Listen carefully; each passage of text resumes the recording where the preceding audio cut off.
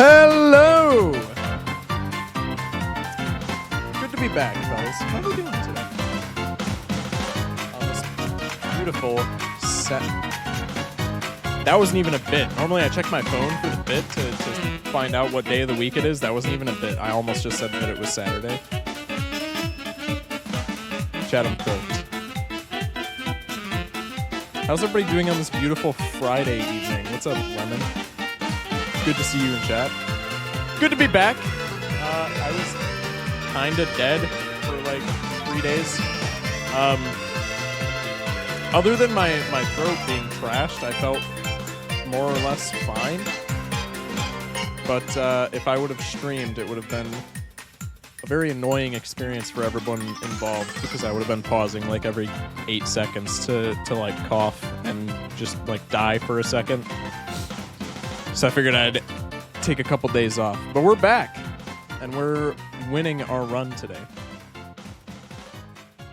But first we got the Pokedoku. So let's get into that. This one is by Pokemon Contexts on Twitter. So go follow them. Music Loud, thank you. I turned it down a little bit, but I'll turn it down a bit more. Thank you. All right, starting off, Johto evolved by trade. This could be Metal Coat Mons, because Metal Coat is introduced in Johto, so Steelix Scizor. I think that's it. Maybe there's like one other. Aside from that, I was going to say Magby Elekid, but that's Magmar and Electabuzz that evolve into Magmortar and Electivire with trades. So I think it's literally just Steelix Scizor. Maybe Jinx? I don't think so, though. I think it's literally just Steelix Scizor. I'm going to go Steelix. Okay, it is not just Steelix Scizor. Dual type evolved by trade. Obviously, like the OGs, like Golem, Gengar. I'm gonna go Trevenant. Shout out Trevenant. Shout out Trevenant players in Unite. Don't even know how he plays in that game. Haven't played Unite in probably a year. Trevenant's just a cool guy. So shout out if you're a Trevenant user. Evolved by trade in Unova. I legitimately have no clue. Manitan, maybe? I don't think so, though. Oh. Gigalith is one. requires post-evolution mon. So yeah, Gigalith would be one. Conkeldurr would be one. I'm just gonna go Lith. Johto mid Evo. With something super niche that we could do for this. Pupitar would be a good one. What else? Any of the starters I feel like would be fine. Probably not the best. There's like no 3-liners in Johto. It's like all 1s and 2s. Sentry's a 2. Hoothoot's a 2. Starters are 3s, obviously. They're always 3s. Just going through like all the encounters in my head. Headbutt encounters. Apom is a 1 until it's not, but then it's not Johto. Pineco is a 2. Dunsparce is a 1. Dude, I don't even know. Miltank is a 1. I'm just gonna go Pupitar. I actually have no clue what else I could go for. Dual type mid Evo. Okay, this is where we have a little bit more leniency. Again, starters. Oh, Dartrix is probably really good. Dartrix. No way that's 4-7. That is wild. Mid Evo Unova. Why did I want to say Basculin, bro? That doesn't even. Okay. Lampent. Duosion.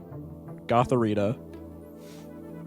What else would be good? Crocorock, maybe. I feel like that's probably a popular play. Let's go Lantern. Or not Lantern, Lampent.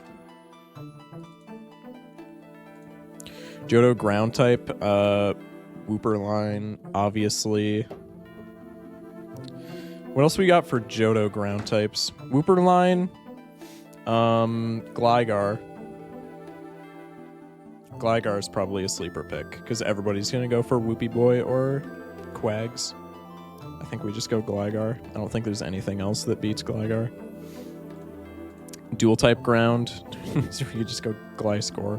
Now it's gonna be Ting-Lu for sure, or Sandy Shocks maybe, but I feel like Ting-Lu is probably a better play. And then ground type Unova.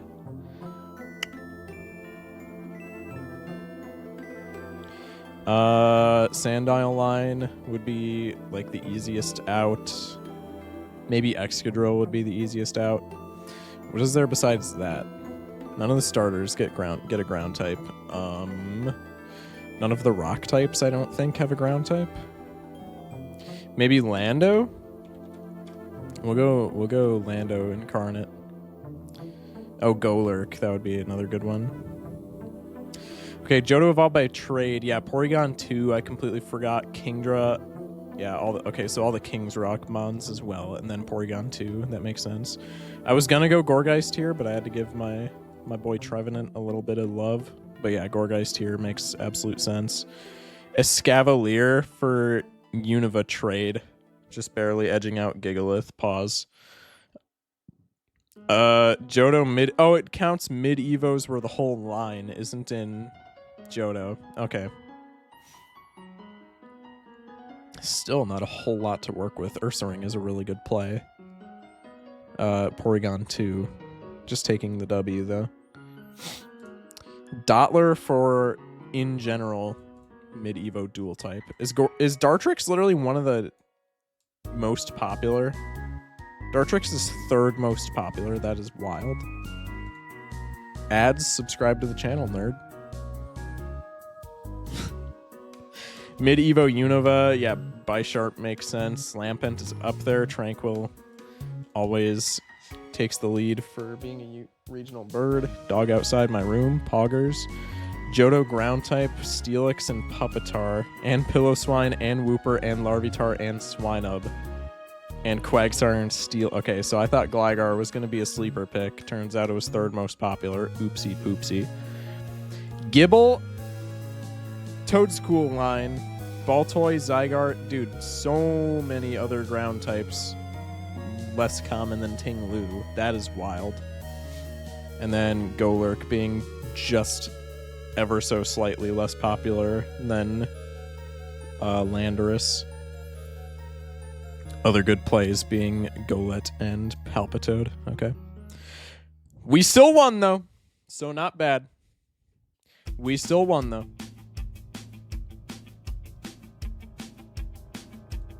Yo, Punch-Out Wii theme. Crank it. That's a good fit for what we're about to do. Because we're about a team build, which is going to require the skill, precision, and endurance of a boxer. I don't know why I just switched overlays. I could literally just hide one window and show the other. All right. So, for those who maybe weren't here for the past couple of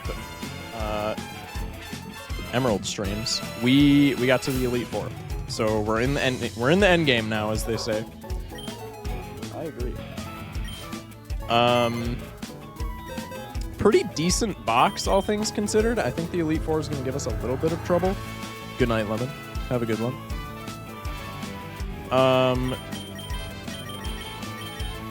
I think the E4 will give us a little bit of trouble, but overall, I don't think it's going to be that bad. Off the top of my head, with doing like minimal research. Pooch, what are you doing? Okay, well, my dog is having a stroke. Dog!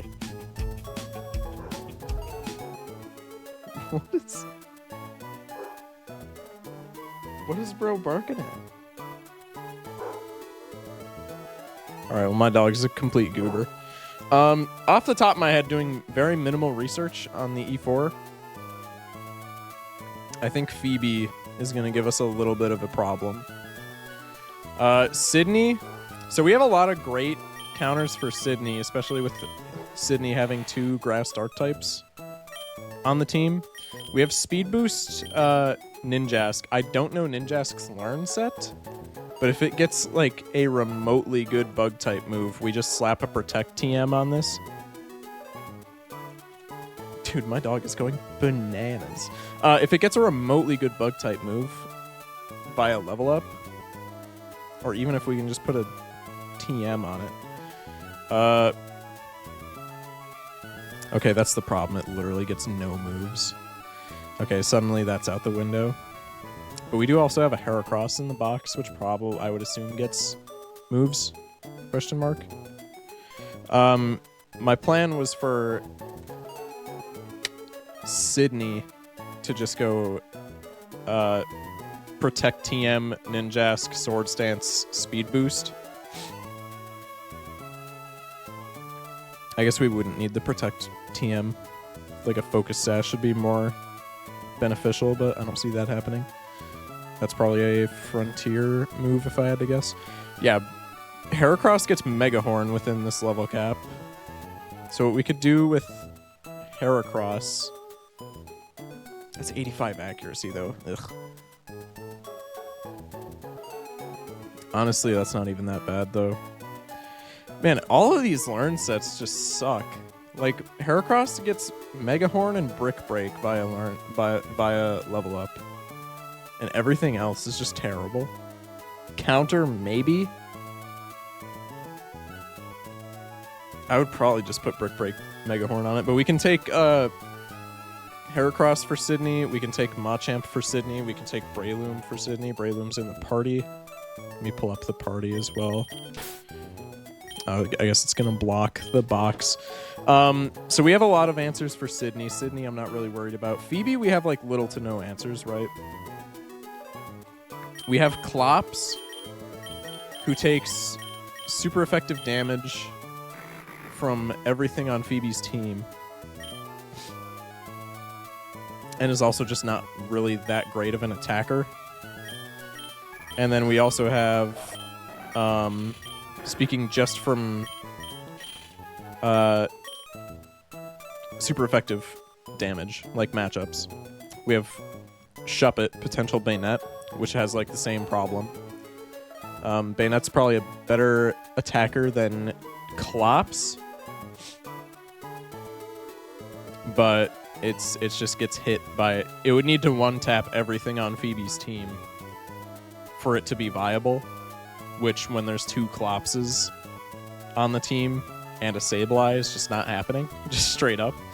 And then we have Sableye, who doesn't take super effective damage from anything on Phoebe's team because it can't take super effective damage in this game, but Sableye's stats are just so bad that I really don't see it doing anything. It's just barely faster. Well, actually, it's doubly as fast as Clops, but that's because Clops' speed is Garbo. But it's not like the best attacker in the world, and especially when we're dealing with 2 Clopses, like I said, notoriously defensive Pokemon. I don't see Sableye doing that much for us, so we might need to do some like stall, like poison strats or something against these Clopses. Notably, the first one has Curse, so the first one probably kills itself, and then we just switch.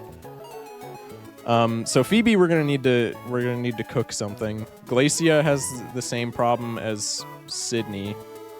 Ice types, we just have so many, especially with their ice types being water types as well. 3 of her 5 ice types are Celio line members, which we can deal with Breloom. We kind of don't want to deal with them with Breloom because Breloom takes super effective like Ice Ball and like Blizzard damage. But I don't see that being a particularly huge deal. We have Torkoal. Torkoal's probably not a great answer unless it has Drought, which I don't think it does. Yeah, I know. Probably not a great answer because it takes super effective water type damage.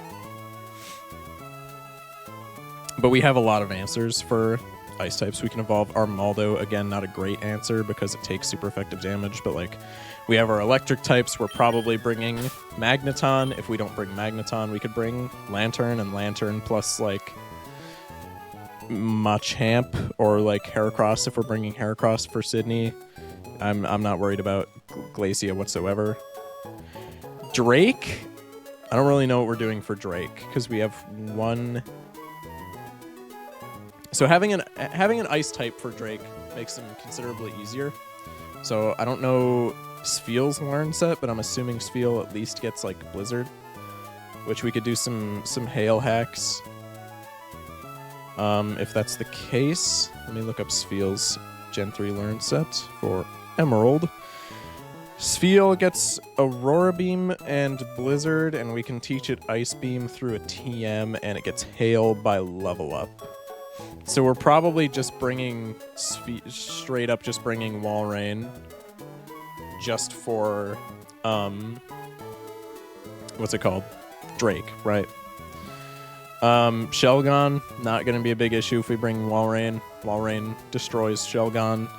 Walrein destroys Altaria, quad effective Ice Beam. Kingdra is a bit of a problem because we don't have any super effective damage for Kingdra. So we would have to steer a little bit. Notably, our Chinchou is not like... I think Water Absorb is a hidden ability on Chinchou, but our Chinchou's Illuminate, so it doesn't even get Volt Absorb. Which really sucks. But what can you do?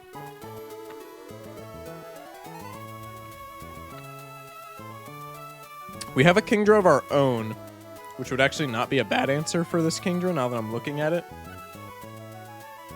The issue with our Kingdra is that its best dragon type move is Twister, because Kingdra it also falls victim to the gets no moves by level up problem that like everything in Gen 3 has.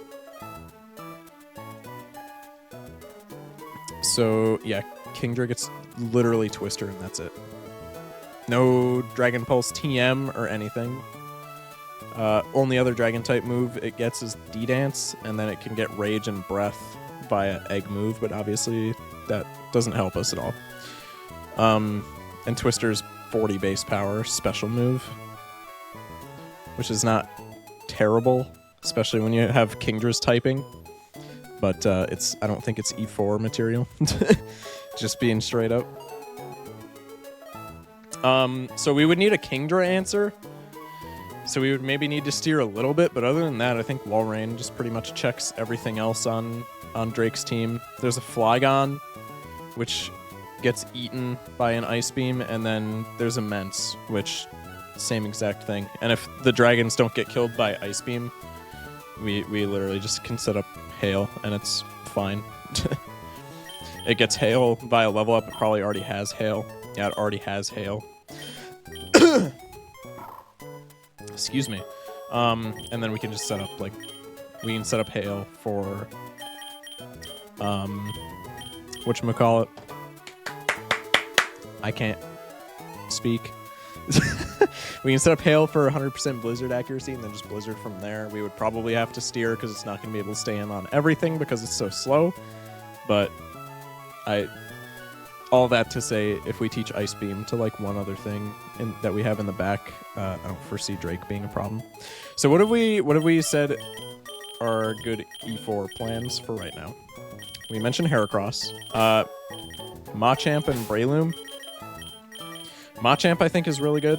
Breloom I don't think is as good as Heracross or Machamp, but I think it's still good. We definitely are going to want Spheal for Drake. We can bring Clops for Phoebe. We're just going to have to cook something for Phoebe. Phoebe is going to be the hardest thing to deal with here. We could maybe bring Corphish, and then we have a Dark type. Dark's a special type, though, so that probably sucks.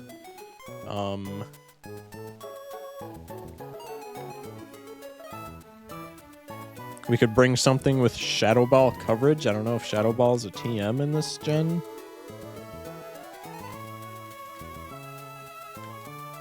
Hang on, I think I just found an immaculate cook.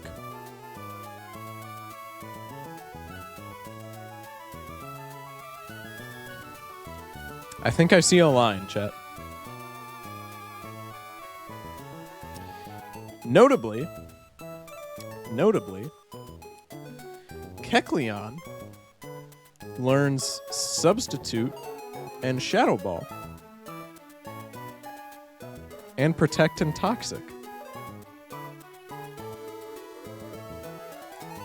Can we get leftovers in this game? Pokemon Emerald leftovers.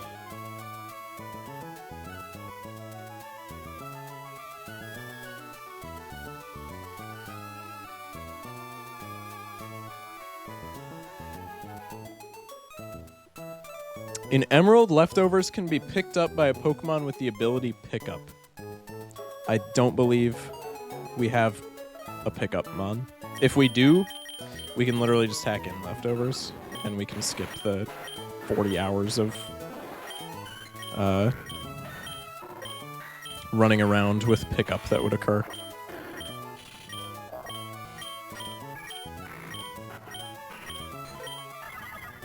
Yeah, we have 0 Pickup mons, unless one of these is Pickup, which, spoiler alert, they're not, and unless one of those are a Pickup, which, spoiler alert, they're not. Don't even think we have one in our box.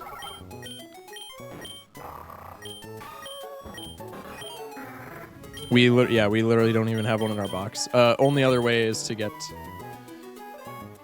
Excuse me. Only other way is post-game, I believe.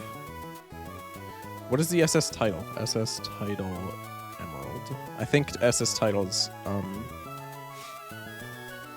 post-game.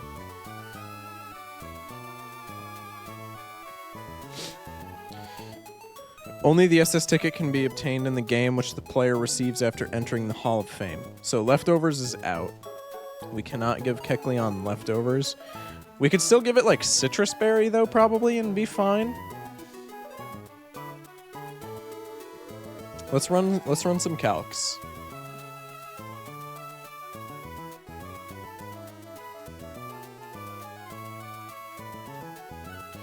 Let's run some Gen 3 Calcs. We have Kecleon, slot 1. I'm going to assume that our Kecleon, for the purpose of all these Calcs, has the absolute worst stats that it can have, because I'm too lazy to check its actual stats. It would be level 55.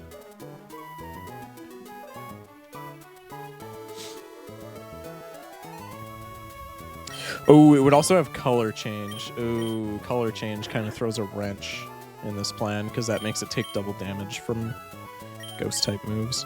How does that interaction work with ghost-type moves? Color change ghost-type Pokemon.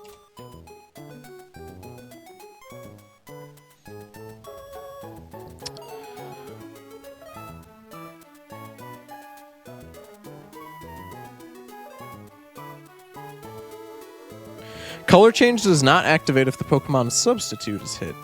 That's also interesting.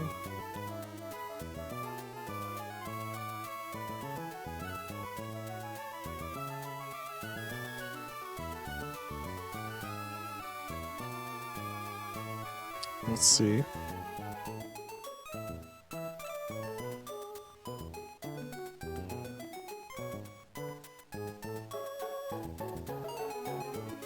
I don't know how this interaction works. I'm assuming it just doesn't affect...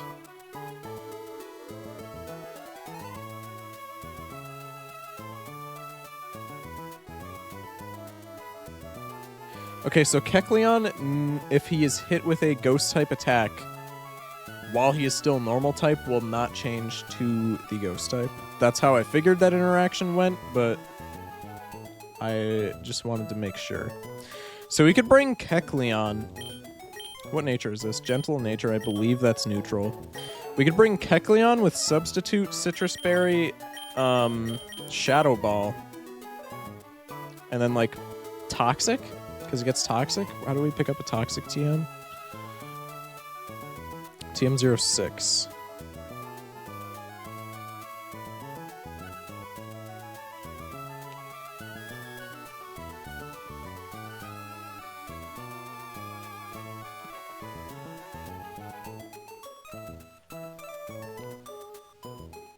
Only accessible in Ruby and Sapphire. Beautiful. All right, that's awesome.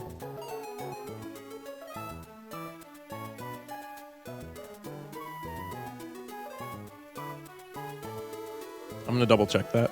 Pokemon Emerald. Toxic TM.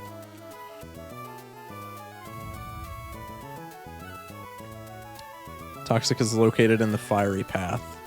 It says for Emerald, so we could go pick up a Toxic TM. Does Kecleon get, like, Refresh? Is that even a move in Gen 3?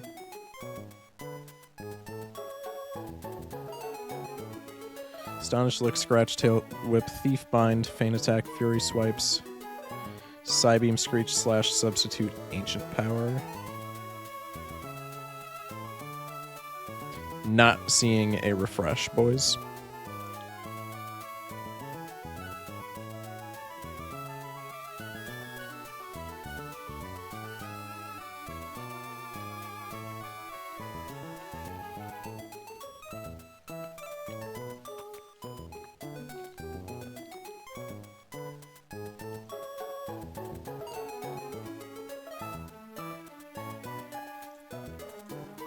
I'm assuming Curse also can't hit us if we're behind a substitute, which just makes the first Dusclops worthless. Everything else on the team can hit us. Banette comes in. Assuming we're behind a substitute, I think we're fine. Okay, let's just run some calcs, just arbitrarily. We'll run it with the Banette first. Banette blank set. We'll assume that it has the best stats possible. Level 49.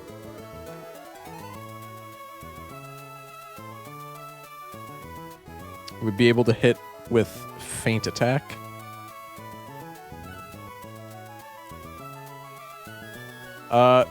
Best Banette possible against worst Kecleon possible at this level cap does 30% on a crit.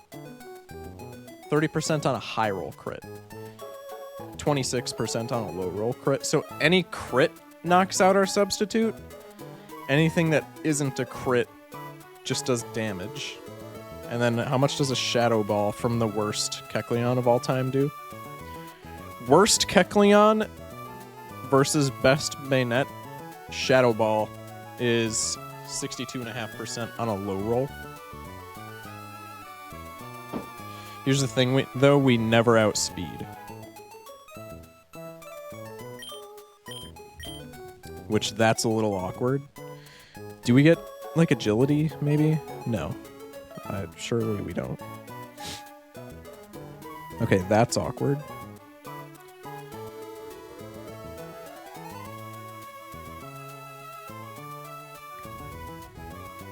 Could we do a rest Chesto Berry set, maybe?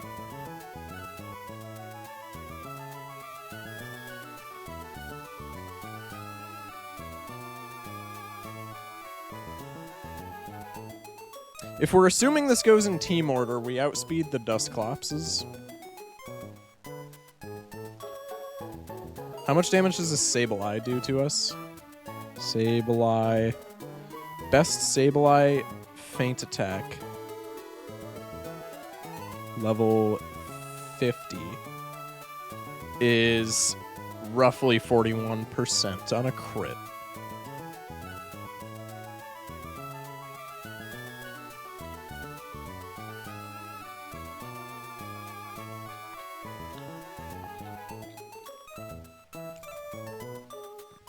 And then we would be changed to the dark type.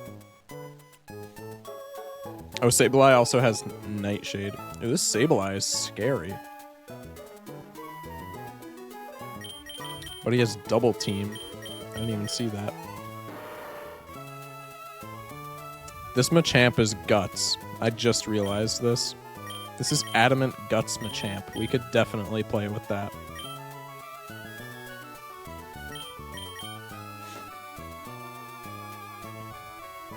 We can definitely play with that. What is Machamp's base speed?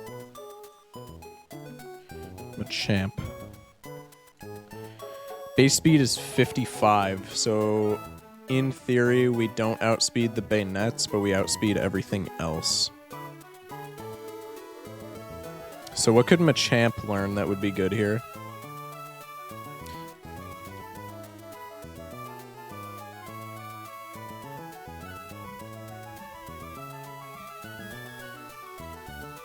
Does Machamp get Foresight? Machamp gets Foresight. So we could just run a Foresight set. Maybe with, like, Bulk Up.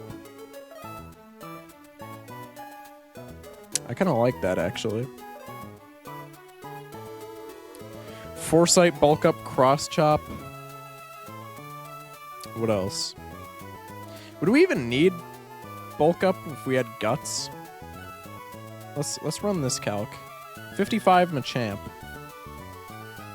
We'll again assume it's the worst Machamp of all time, but we do know that it's Adamant.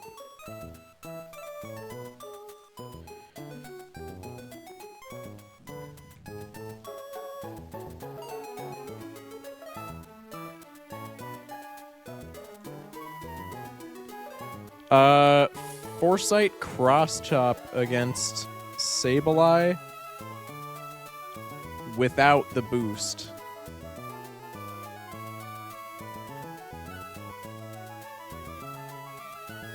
Yeah, Foresight Cross Chop without the Guts boost is 168% on the lowest roll possible. Meanwhile, Shadow Ball is a 3-hit KO at max. We couldn't run with this Machamp strat for the whole fight, but we could abuse it a little bit. I kind of like that. We could do Foresight, Vital Throw, Cross Chop. Well, Vital Throw is kind of worthless if we have Foresight. Foresight, Cross Chop. I don't know, what else? Seismic Toss, maybe? And then, like, Scary Face? I don't know. Focus Punch, maybe? Bulk Up, Prot, Brick Break. Just looking through TMs. Rock Tomb. All those seem kind of mid.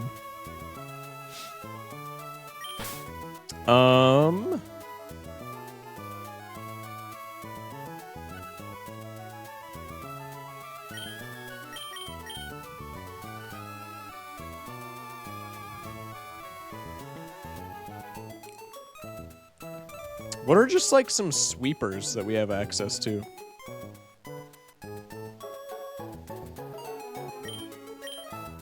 Like, let's check out Swampert's damage. Swampert, level 55. Worst Swampert.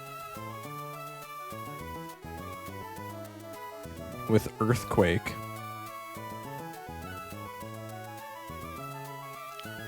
Worst Swampert with EQ is 65.6 on a low roll against Sableye. That's not terrible. Do we have hazard setters at all? Because hazard setters would work wonders for this fight in particular. Like, literally just for this fight and maybe Wallace. I feel like if we have a hazard setter, that would just be worth it in and of itself. Let's check that. Spikes. Pokemon Emerald.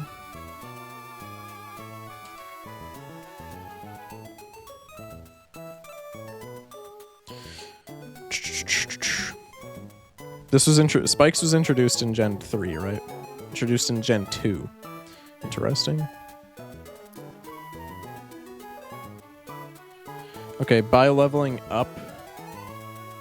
Ooh. Don't believe we have any spike setters.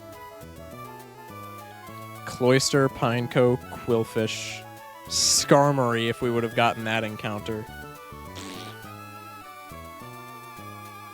Unfortunate.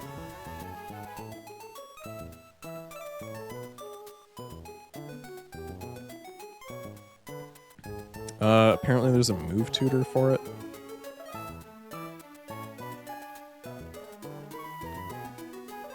Spikes Pokemon moves. Emerald.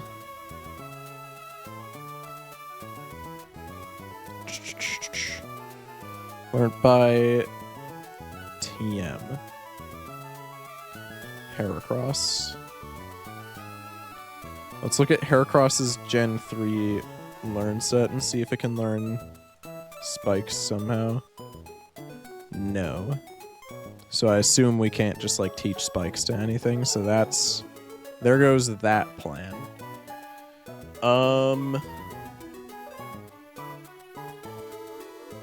kind of like the Kecleon substitute strat the best out of anything that we've come up with.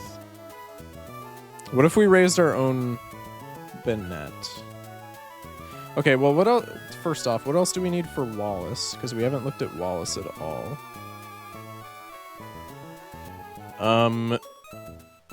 Level 57 Wailord with Water Spout Blizzard, Rain Dance.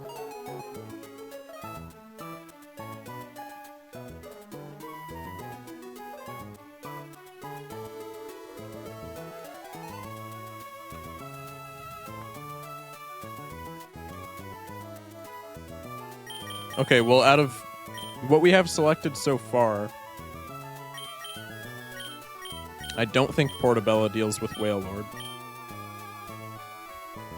Maybe it does, but I feel like that's a little optimistic.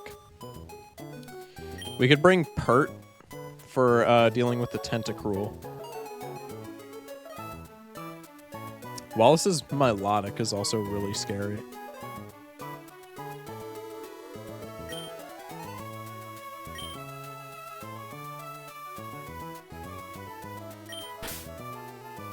Could bring Magneton, and Magneton makes this fight like a lot easier. D-Dance EQ Gyarados too is also horrifying.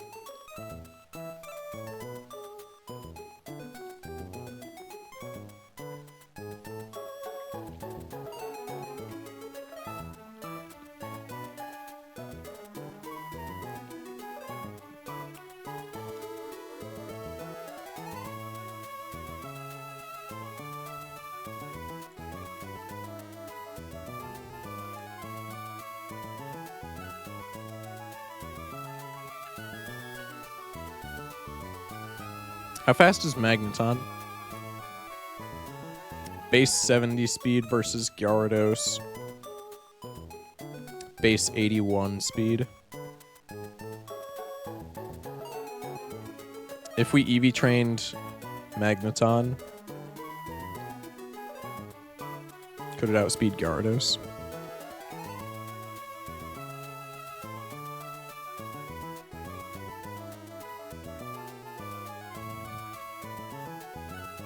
In theory, I think it could, but I feel like EV training specifically is kind of cheating.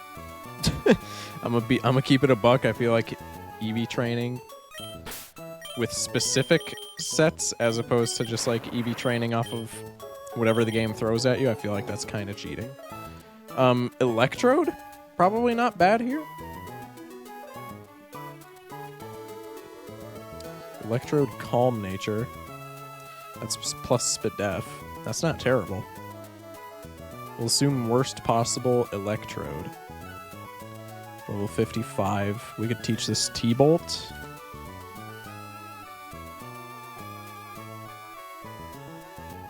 Doesn't even Oko Gyarados, bro.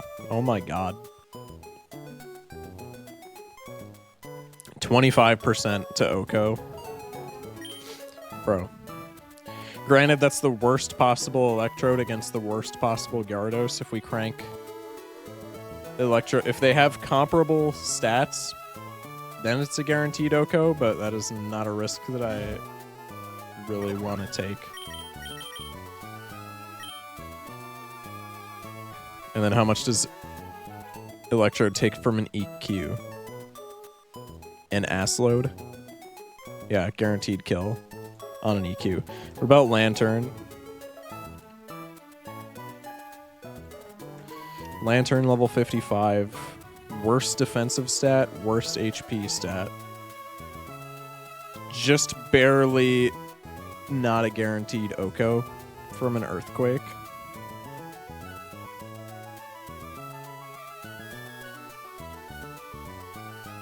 Also doesn't always see the kill with Thunderbolt. Actually, less of a chance to see the kill with Thunderbolt.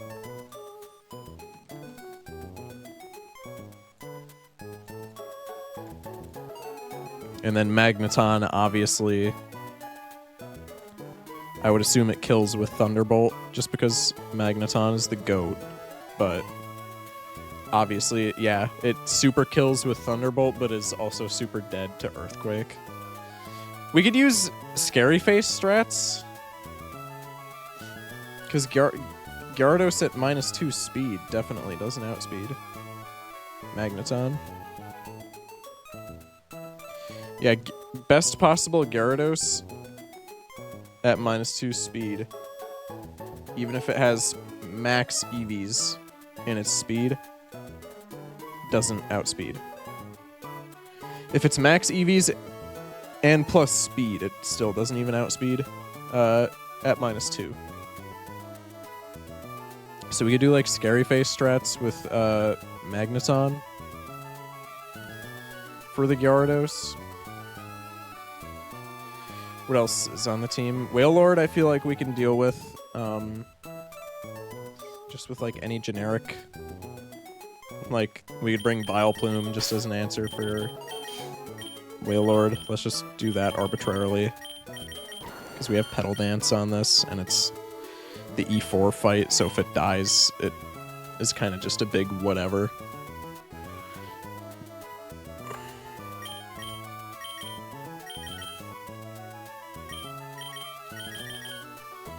What can learn Shadow Ball by TM?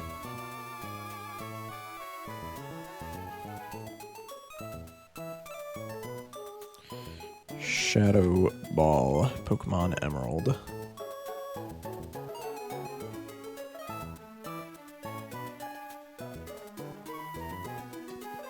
Let's do this. Vileplume. Gen 3 Learn Set.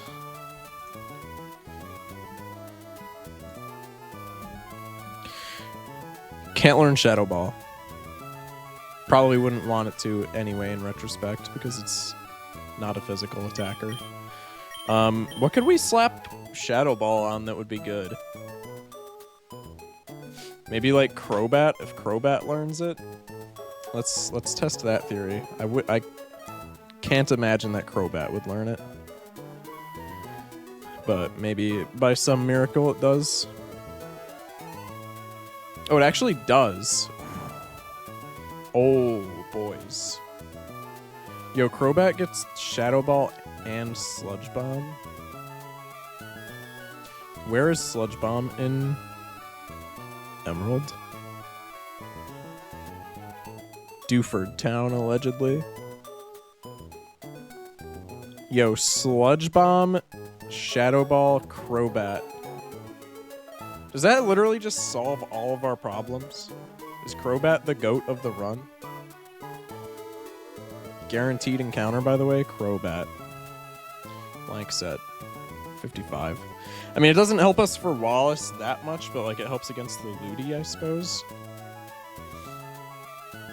Worst attack Crobat of all time. Sludge Bomb. Which is kind of a moot point. Shadow Ball. Let's test Dusclops. Level 49, I think, right?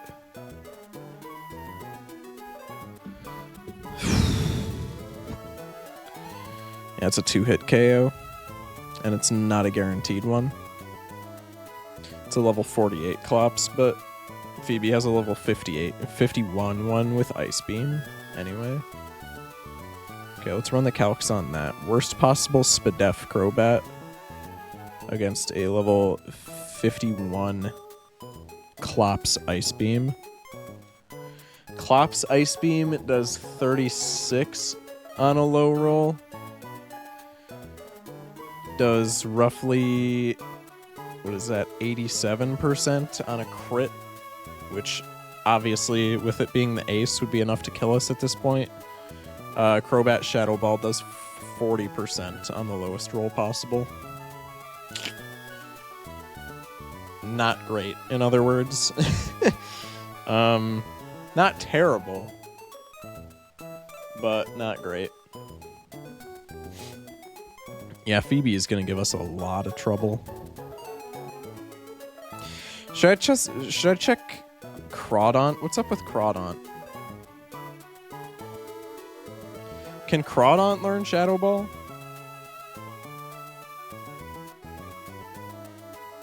Crawdaunt Emerald. Crawdaunt cannot learn Shadow Ball in Emerald. And Dark-type moves are physical, and it gets no good Dark-type moves. It gets Gen 3 knockoff as its best Dark-type move. Not as its best level-up Dark-type move. Well, actually, yes, as its best level-up Dark-type move, but that is the only Dark-type move in the whole game that it learns besides Taunt. This thing is terrible. Okay, so we're not using Crawdaunt. Do we just bring our own Clops? Is that really what it comes to? Dusclops. Level 55, worst attack stat imaginable. What's our Clops' nature? Hasty. Doesn't affect attack, and also notably makes us plus speed. Even though I don't think that matters.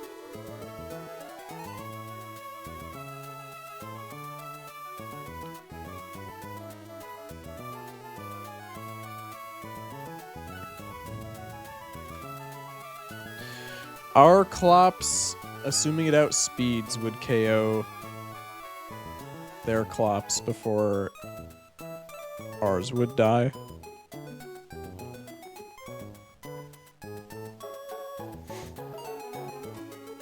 Okay, let's test the Clops plus Kecleon split.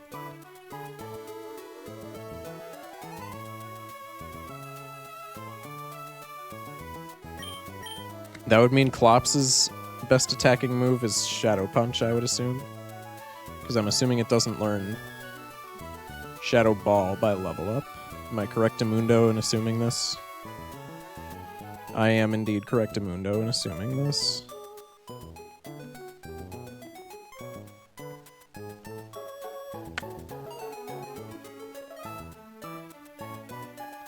Clops also gets Will-O-Wisp on level up, which we already have. That's pretty good.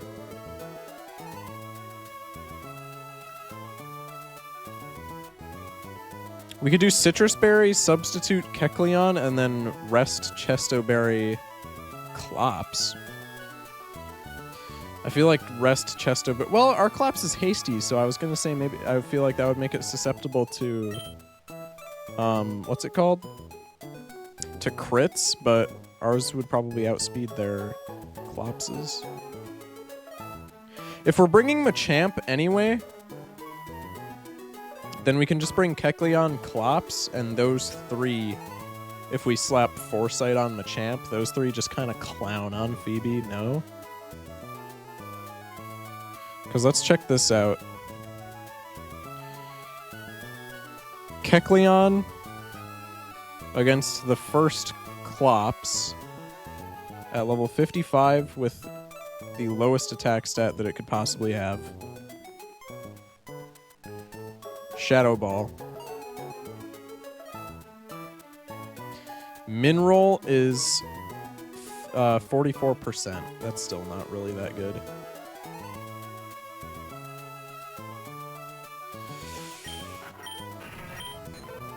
But then their Clops can't really do anything to us, because we outspeed, we set up Substitute before they can do any of their stuff. And then all they can do is Prot, Confuse Ray, which Substitute ignores, Curse, which Substitute ignores, and then Shadow Punch, which they can't affect us with because we're normal type. So the first Clops is like guaranteed Dunzo. We're at 75% with Kecleon.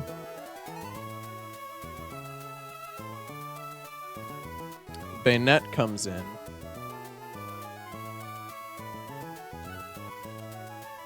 I'm assuming it just goes in team order.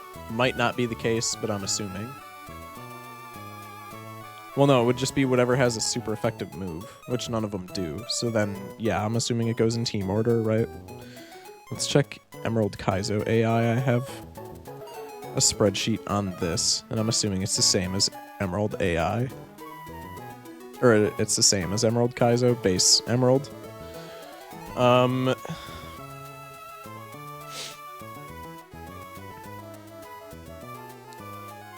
If any of the AI's Pokemon have a move that is super effective on the player's Pokemon, pick the Pokemon that has the worst defensive typing. Okay, well, none of them have a super effective move. If none of their Mons have a super effective move, pick the Pokemon in the AI's party with the move with the best type effectiveness.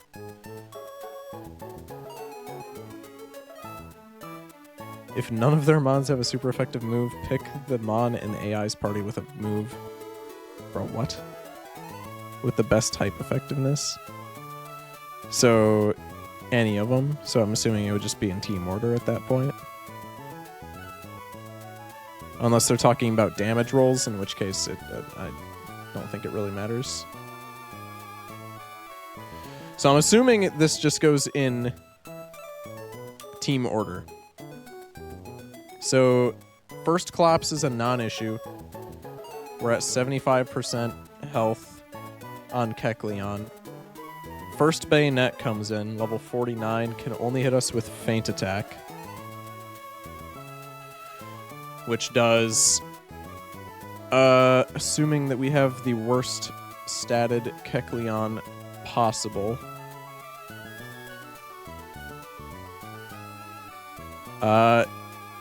destroys our substitute in 2 hits if it doesn't crit, destroys it in 1 hit if it does crit.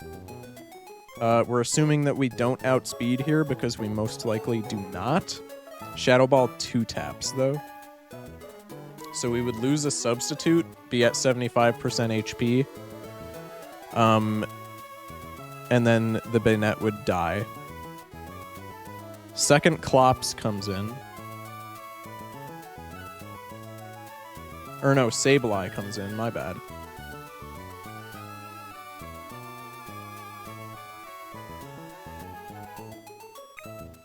Level 55. Level 55, what am I saying? Level 50. And this could hit us with Nightshade, which no it can't because we're still normal type at this point in time, so it would have to Feint Attack. Feint Attack. Which does not enough damage to destroy a substitute. So if we put Citrus Berry on Kecleon, we substitute turn 1. Our Shadow Ball does like no damage to this though. So we could just switch Machamp.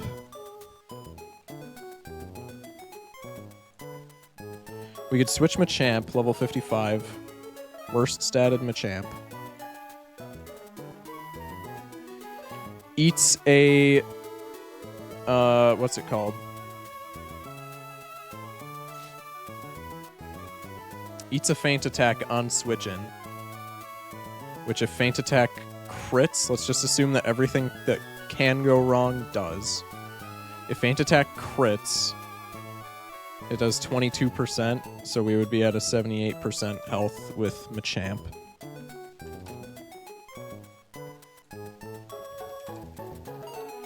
Nightshade always does 30.4%. So the lowest HP that our Machamp could have after switching in would be 128, with the worst statted Machamp that we could possibly have. Nightshade always rolls 50 because it does damage based on level. So Nightshade, does Shadow Ball do more damage? Shadow Ball does not do more damage. It has a chance to do. There's overlapping rolls. Shadow Ball has a 6 out of 16 chance to not do as much damage as Nightshade. So we're either eating... The most we could eat is crit high roll Shadow Ball would do 110 to us, which would put us at 18 HP. We would Foresight.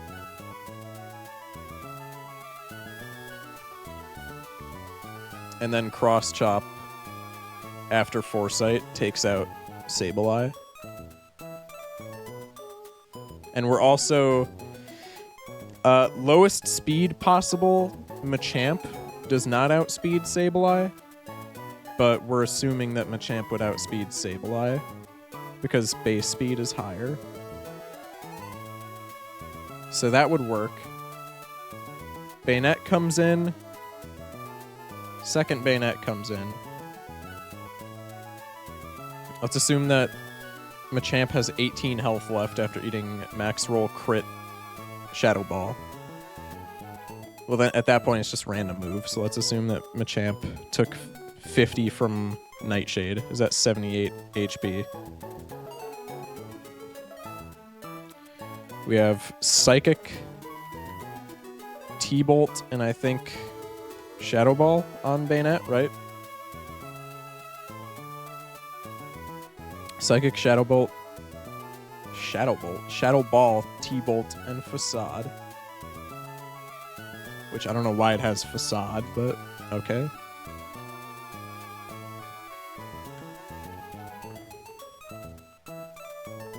On a level 49 Bayonet again. Psychic does the most damage out of all the moves. There are overlapping rolls. Does color change? Does color change? Stay after a switch.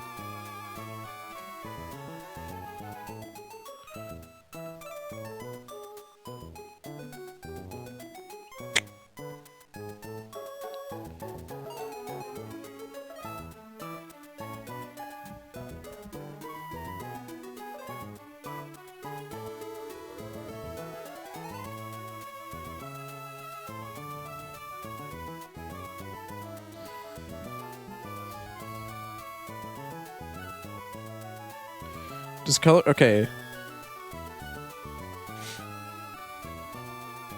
I don't know if color change activates after a switch.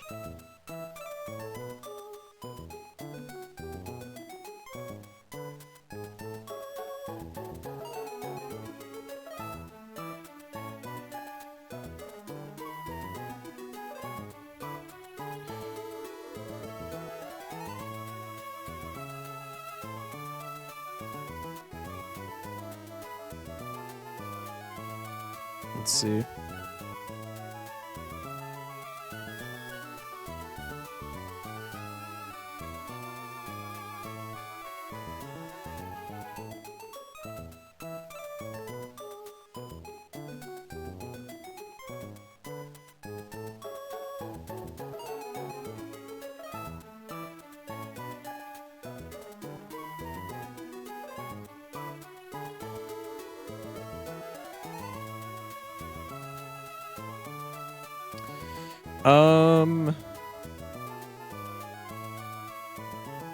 I don't think color change retains if you switch. So I think after switching out, a Kecleon would still be normal type. So Shadow Ball, low roll Psychic does 68 damage. Shadow Ball doesn't do 68 damage until its 6 highest rolls. So usually this is going for Psychic, in which case... Do we have a Dark type that we're bringing? How much does Clops take from Psychic? Well, how much does Kecleon take? Actually, at this point, we could probably just bring in other... This is last 2 Mons at this point. We could probably just bring in other... Yeah, but we don't really have any other Mons. We have, like, Walrein at this point, I guess. Walrein. How much does Walrein take from Psychic? Level 55 Walrein. Again, worst possible SpDef stat. What's Walrein's? Careful. Which is plus SpDef. So worst possible SpDef stat on a careful Walrein. This Walrein takes 34.4% on high roll crit. High roll crit does 70 damage to a Walrein on switch in. Thunderbolt crit does 148. So Walrein, and then what would like Ice Beam do to this? Ice Beam does 50% to Bayonet, so Walrein would not be able to clutch this up.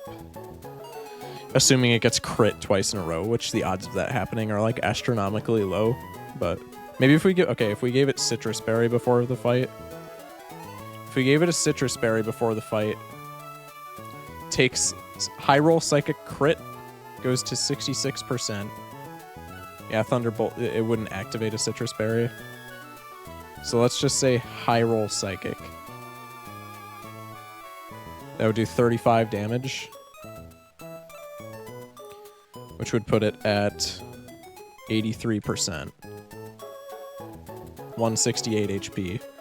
Thunderbolt crit just barely doesn't kill it. Ice Beam, yeah, I mean, we still are in like a bad situation. Citrus Berry does not save it.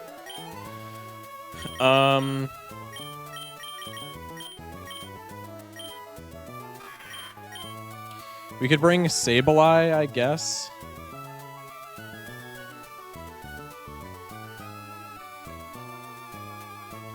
Blank set Sableye, level 55. What nature does our Sableye have? Docile, I believe that's neutral.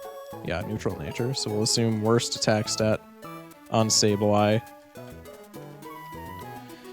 Sableye with the worst attack stat does 78% on a low roll. What about with a...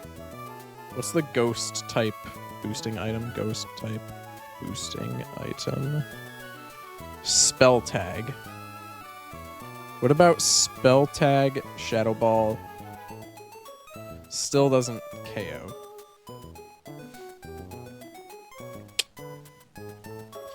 It's a bit unfortunate. But I mean, it still does a decent bit of damage. Assuming that this switches in on a Shadow Ball instead of Psychic, which is a lesser probability. Assuming that this switches in on a Shadow Ball instead of a Psychic. On a crit high roll Shadow Ball instead of a Psychic, this takes 122 damage. No, 132 damage on a switch in. That'll bring it to 5 HP.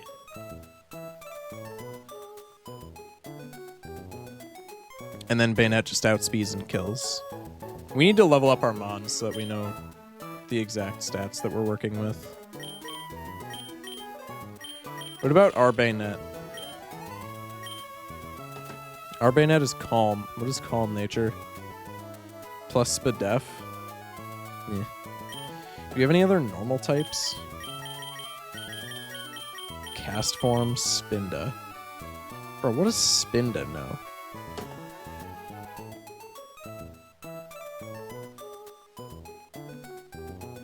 This Bayonet just sucks, man. Like, Phoebe is such a pain to deal with.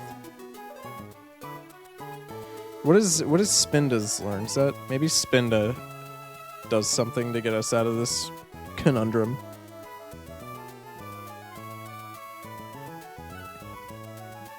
Yeah, literally nothing to help us. Does learn Shadow Ball, though. We're saved. What are Spinda's stats?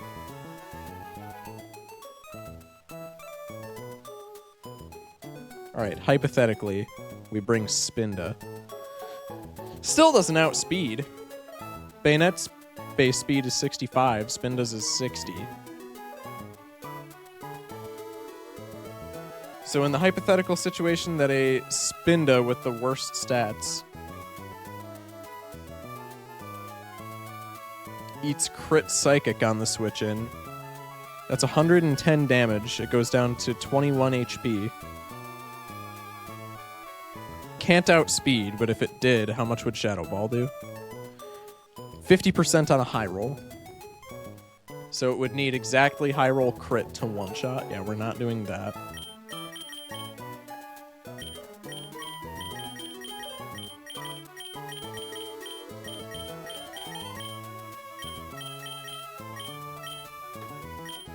About Wigglytuff.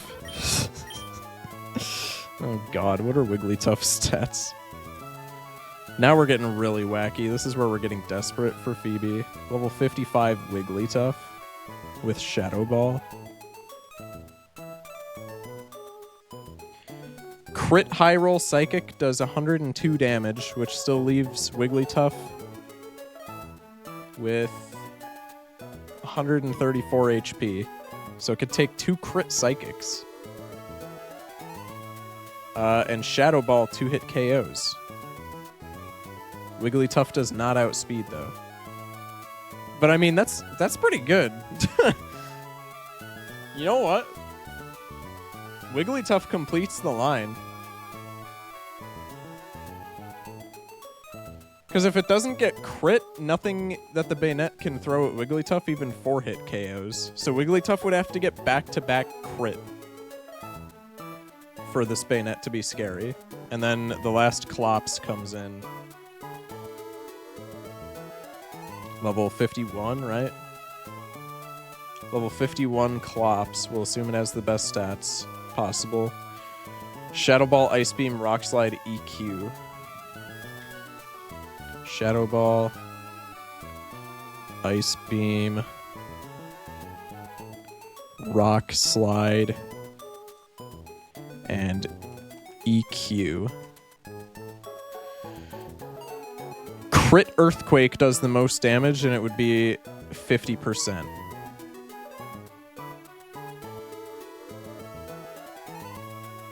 Shadow Ball's a 3-tap with Wigglytuff, but we could switch back into... So Earthquake would do the most. Are we bringing a flying type? No.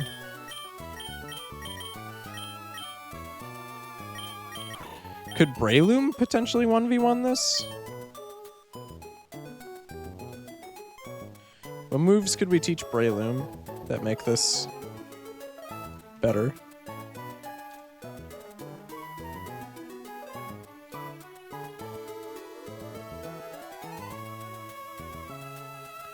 Emerald. What does Mind Reader do? User's next attack is guaranteed to hit.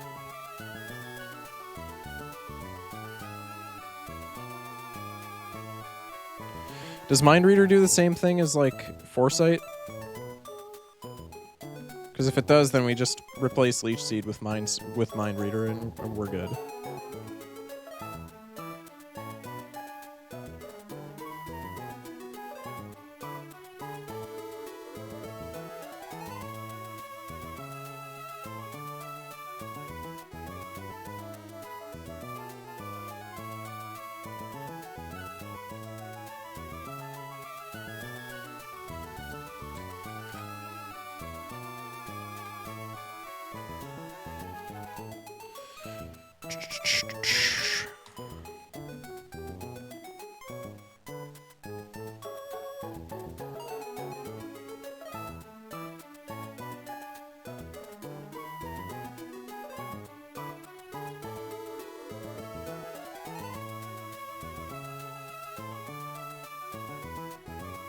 Does Mind Reader make it so that fighting type moves can hit like ghost types?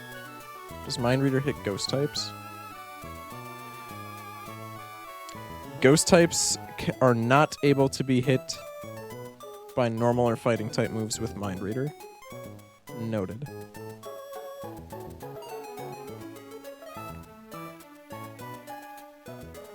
Will you do like counter strats with Breloom maybe?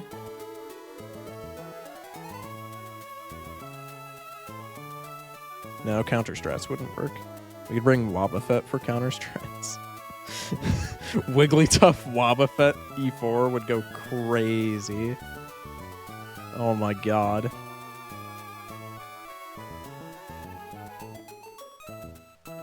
Wigglytuff Wobbuffet E4. Hold up. Okay, so Wigglytuff is in.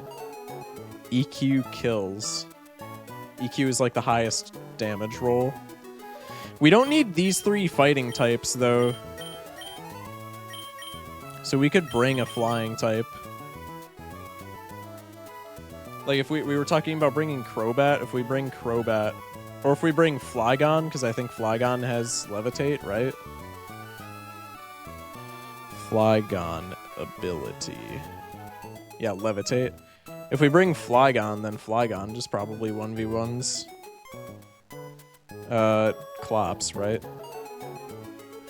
Flygon, Gen 3 learn set. If this thing is a can learn Shadow Ball, I'm actually gonna cry. Okay, it can't. Learns Crunch, though. So we switch in Flygon. Is there any overlapping rolls? There's no overlapping rolls with Wigglytuff and Earthquake, so we would guarantee a safe Flygon switch with no damage taken.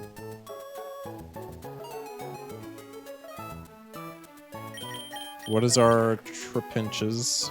Timid nature? Ew. Actually, that's better if we're using Crunch, I guess. But that's kind of an ew in general. Crunch. Crunch on the worst possible Flygon. Oh, what am I switching in Flygon to this for? This thing has Ice Beam. I'm actually stupid. Yeah, I'm not smart.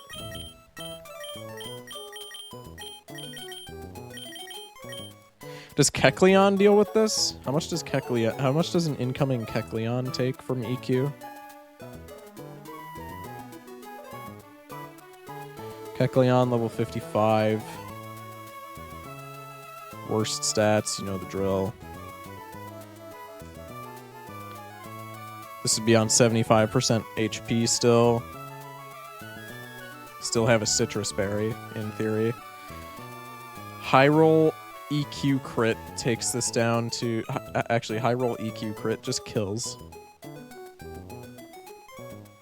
But that's like turbo fiction. 4 rolls of Earthquake crit kill on the switch in. If we assume that it's just high roll EQ, then this would take 51 HP worth of damage. It would go down to 47. Heal 25% off a Citrus Berry, so it would go from 36% to, what is that, 61%?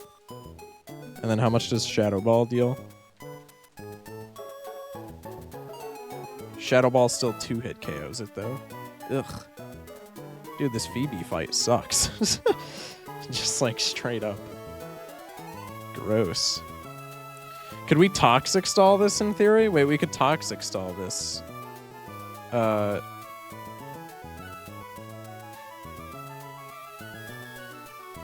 We could Toxic Stall this Clops, right?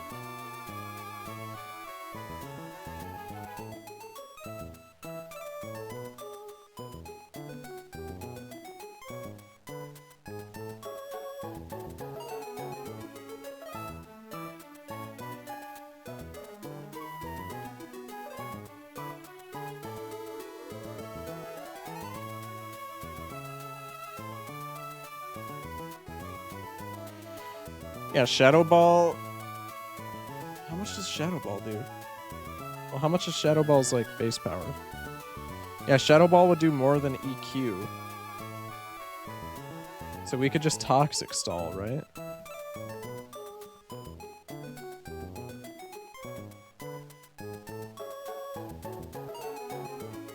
No, I don't think so. I think Ice Beam screws up Toxic Stalling. Unless we have like another Levitator. Solrock have Levitate? Solrock has Levitate. Interesting. But at that point, we're dedicating so much of our party to Phoebe.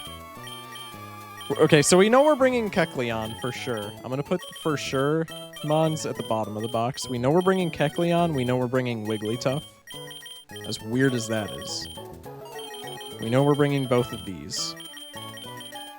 We know we're bringing Machamp. Those three are for the Phoebe line. We know we're bringing Spheal for Drake.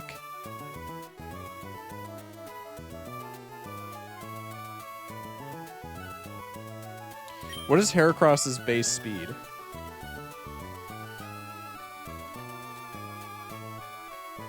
Heracross base speed is 85. What is our Heracross nature?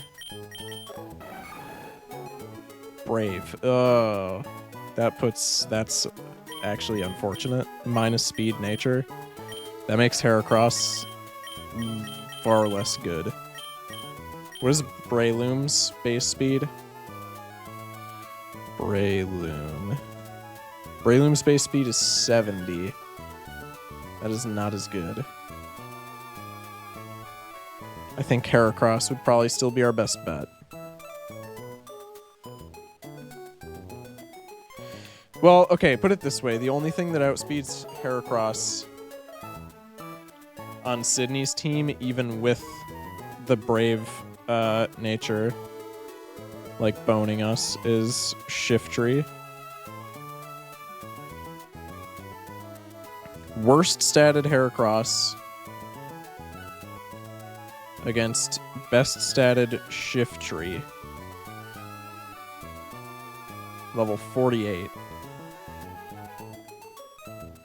That knows extrasensory.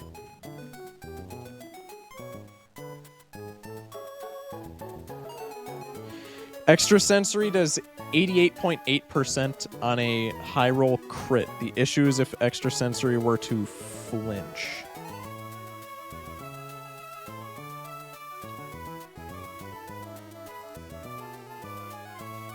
But if it doesn't flinch, Brick Break guaranteed KOs.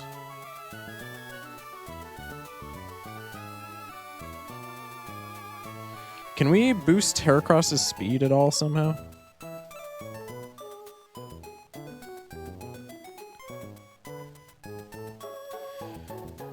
No, we can't.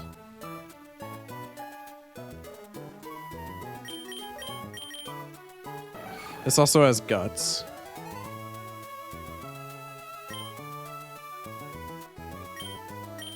I mean, it's just essentially if we get flinched by extrasensory, we just lose on the spot.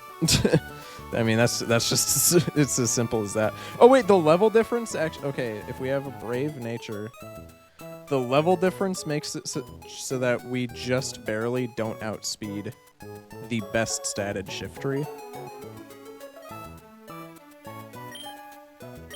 Ugh.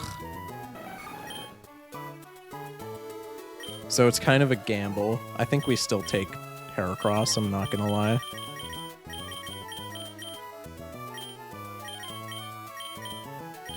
And then we have the Phoebe line cooked. We would just need to do some like steering for that. Does Heracross learn Shadow Ball? Did we already look at this? Does not learn Shadow Ball. Does learn Toxic though. So in theory, we could Toxic Stall with the Heracross if we need to. I think just Toxic Stalling the Clops is going to be our best bet against Phoebe.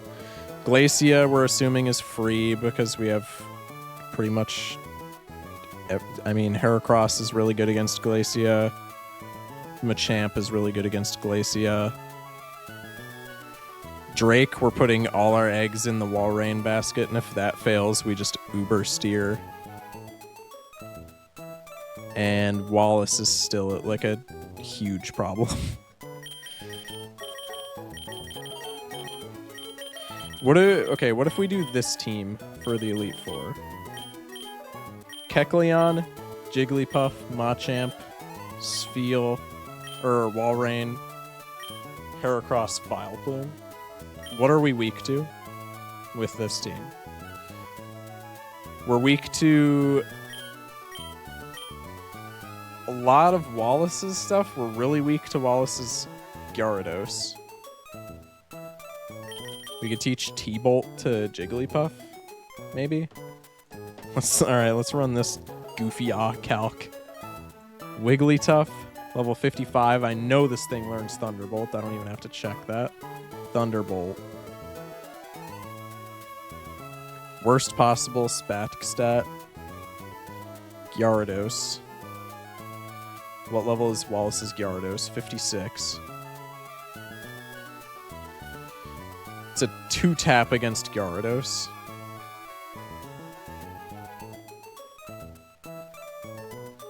Hyper Beam doesn't kill unless it crits. Surf doesn't kill unless it crits. Or no, Surf doesn't even kill if it crits. Earthquake doesn't even kill if it crits. And D-Dance is just game over at that point. We probably want Magneton more than Jigglypuff, huh? More than Wigglytuff. But then what do we do for Phoebe?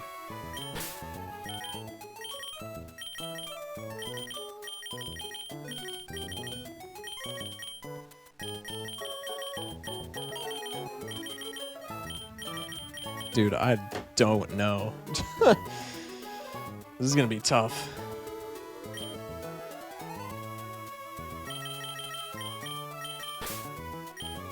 Tentacruel also looking kind of whack. Well, I guess not if we have Magneton.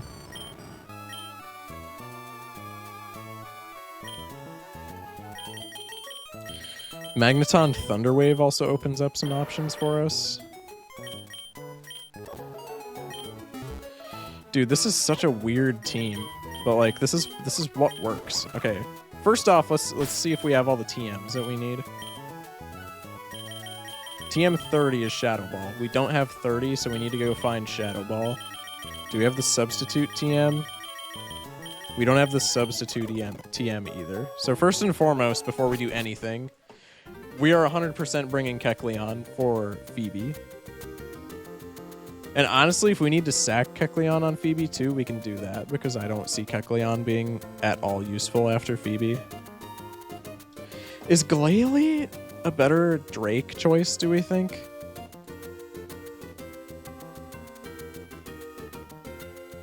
Because I know we skipped the extra Seafloor Caverns encounter that we could have gotten. Base stats for Glalie are all 80. Walrein. Higher special attack, lower speed. What is Glalie's ability? Inner Focus. Cringe.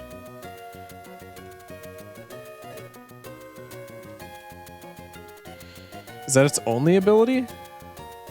Inner Focus or Ice Body? Which is just Rain Dish, but for Hail. Which also kind of blows. Just gonna be straight up. Okay, well, we need a fly Pokemon. So I'm gonna bring the dead Pelipper out of the box just so that we can fly.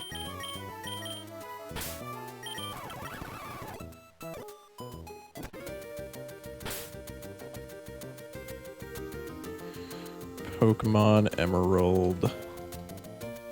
Shadow Ball TM.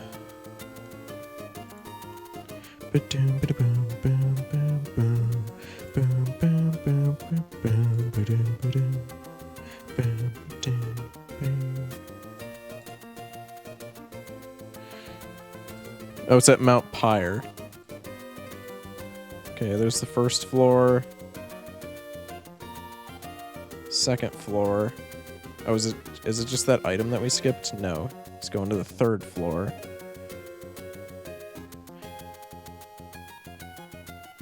Fourth floor.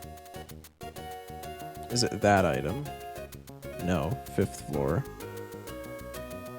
Is it that item? Sixth floor. Jesus. Dodge the spinners. And it's right there. Okay. So we gotta go to Lily Cove, head west to Mount Pyre. Don't care that the repels effect wore off. Didn't even know I had one, not gonna lie. Nope, we gotta go down here. Right? This is Mount Pyre? Or am I stupid? This is like where Mount Pyre is, right? No, this is Safari Zone. No, this is Mount Pyre too, right? Yeah, Mount Pyre Pier.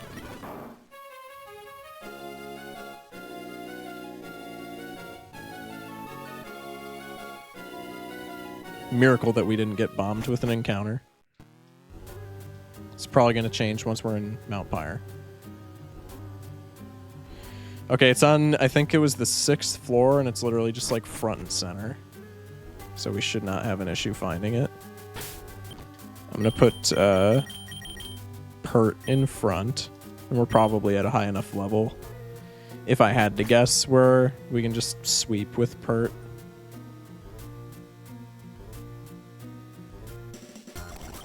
You have got to be trolling. Okay, yeah, we're definitely at a high enough level where Pert just sweeps.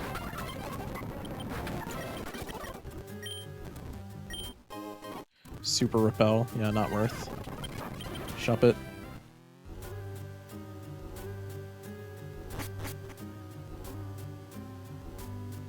Keep going up.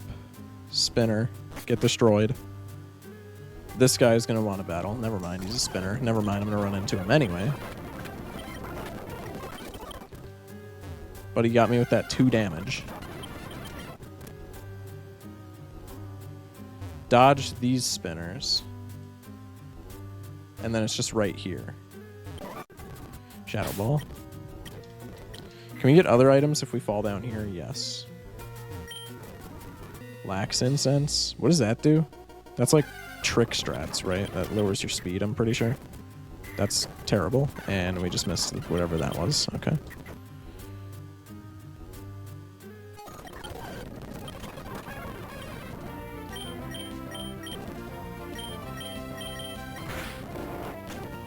See ya. See ya. Is this worth? Spell tag. Damn it.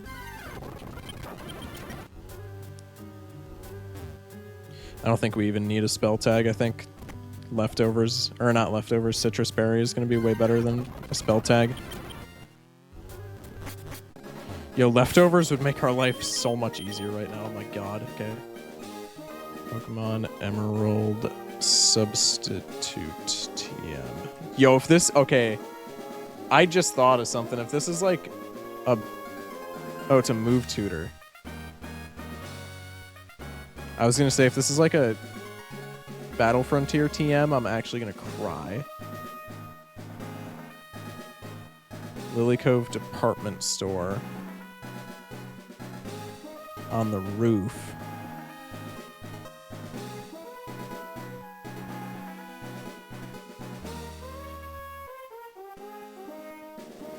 Talk to the chick on the roof. Okay. Oh wait, no. I'm stupid. Substitute is level up learn set for Kecleon. No, I'm dumb. Okay, never mind. That means we could have 2 substitutors, though. Interesting. Yeah, it actually might kind of be a cook. Why is there... Oh, it's Victory Road. Dog, it flies me to Victory Road instead of the Pokemon League? Are you serious? Oh, that's so annoying. Oh, never mind. You just have to go... You just actually have to click on, like, the The higher part. Okay. I'm just stupid. Okay, let's level up our... We'll put Pelipper back in the box. R.I.P. friend.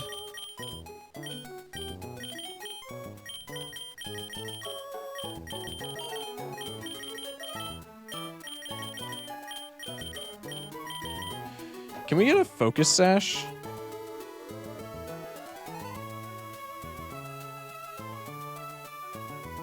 We can get a focus band. That's a lot worse. Just straight up, that's a lot worse. But Shedinja knows baton pass, right?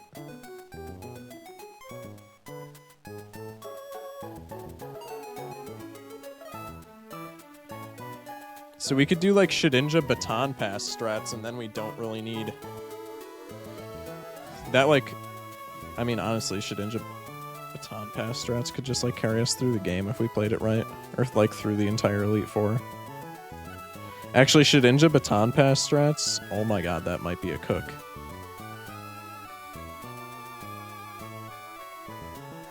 That might be the greatest cook of all, or not Shedinja, Ninjask. Does Ninjask get level up baton pass? It gets level up baton pass swords dance. So we could just cheese Phoebe, is what I'm seeing.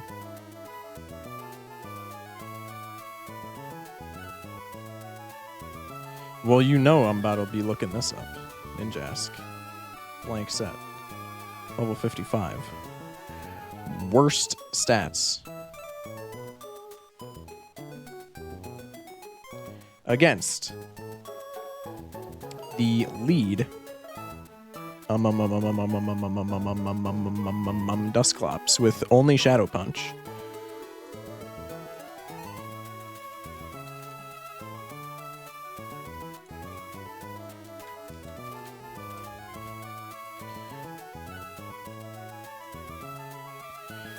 Level 48 Clops. Level 48, first off, I'm assuming it goes for, before it does anything, I'm assuming it goes for, what's it called? Curse, which would only do 25% the first turn. We could Swords Dance with Ninjask. Ninjask Speed Boost procs. Go to Kecleon. Or just anything with Shadow Ball at this point if we're running Baton Pass strats.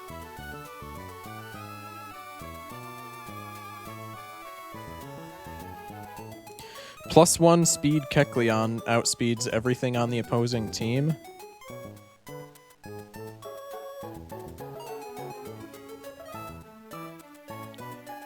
+2 Shadow Ball isn't even guaranteed to kill, is it? If our attack stat is garbage enough, it's not guaranteed to kill. What was our Kecleon's nature again? I think it was neutral, right? Gentle? That's neutral, yes. No, it's plus Spadef minus defense. Okay, who cares? Okay, who cares? I did not realize how specially bulky Kecleon was, Jesus. So Shadow Ball still doesn't kill on +2, which is really awkward. This Clops doesn't have speed control. Does it maybe protect? It probably protects turn 2. But if we... See, if it doesn't, Shadow Punch is like 88% on high roll crit. It's like 80% on low roll crit. So if we get crit Shadow Punched T2... Well, it's like 40% anyway, so if we get high roll Shadow Punched, I think we'll be on like 1 HP. But if we get crit Shadow Punched, it's just we're down a mon, and now we have to steer with Kecleon. What about Spell Tag Kecleon?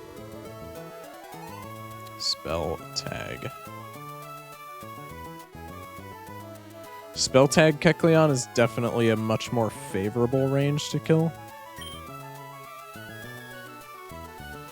We could find out what our Kecleon's attack stat is, right?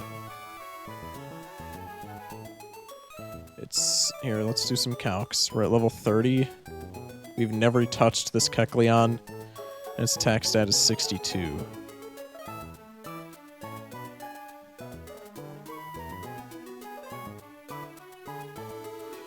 Okay, so our Kecleon's attack IV at lowest is 10. Which gives us an attack stat of 109. Shadow Ball just ever so slightly. Shadow Ball, absolute lowest roll, does not kill Clops. But I mean, this Clops still can't hurt us, right? I mean, it can curse us, but like, whatever. We could set up Substitute, I guess.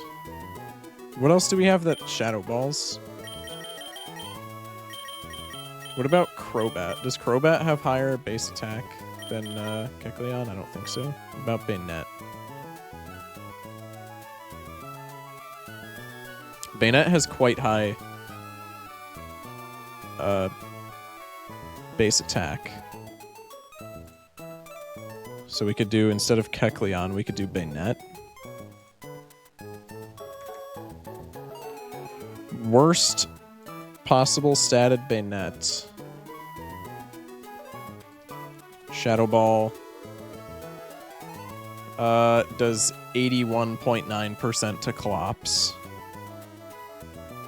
And to the Ace Clops, it would do 73%. So yeah, worse, we could bring Bayonet and be just fine. So I think that's the play now. If we bring Bayonet, what about to Sableye? That would be like the one thing that could screw us over is Sableye. Level 50 Sableye. Yeah, Bayonet does 54.4% before boosts. So yeah. Okay, so we're subbing Kecleon and Wigglytuff for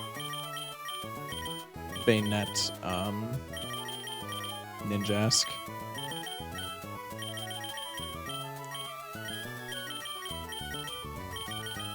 Okay, so now that we know that we have that up as an option,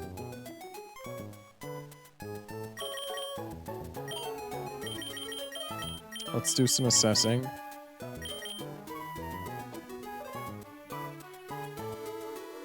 So that just catapults Phoebe from being the hardest to deal with to being free. How much does Mighty Ina do? Oh, it's Intimidate Mighty Ina too. I feel like that doesn't really matter. Ninjask. Level 55. What is this Ninjask's? Hasty. So it is a minus defense Ninjask as well. Frailest Ninjask.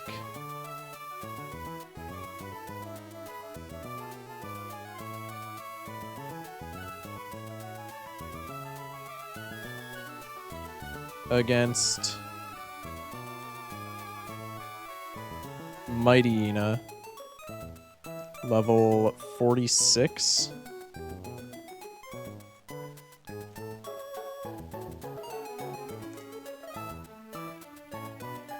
With Double Edge.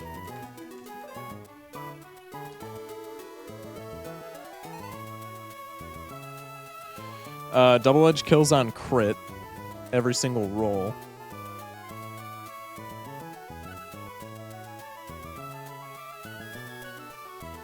Crunch, I'm assuming, does not.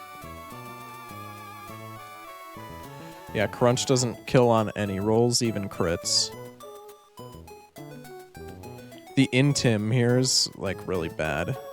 Does Mental Herb get rid of Intimidate? Mental Herb. Intimidate. No, it's just Infatuation, right?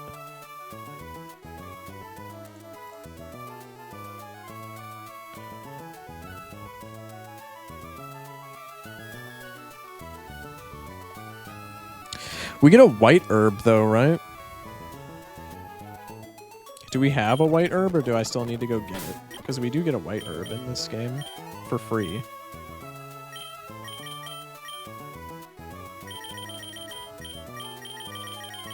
No, I still need to go get it.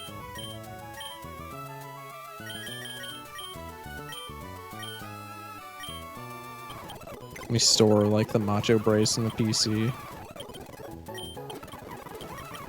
Okay. Let's go get the white herb.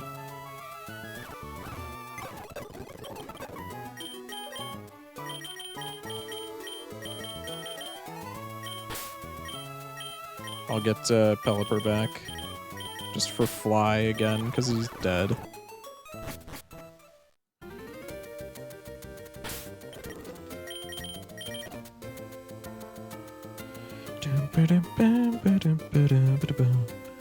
It's by, it's right south of Rustboro.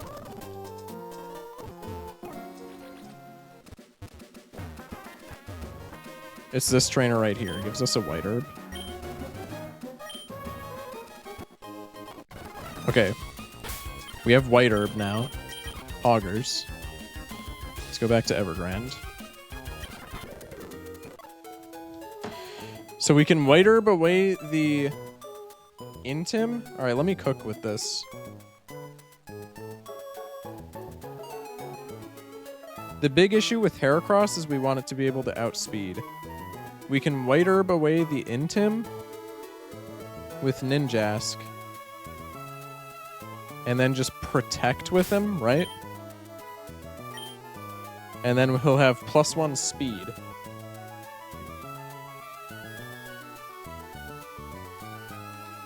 Heracross. Brave Nature. Worst possible stats across the board. +1 speed. We pre-burn him.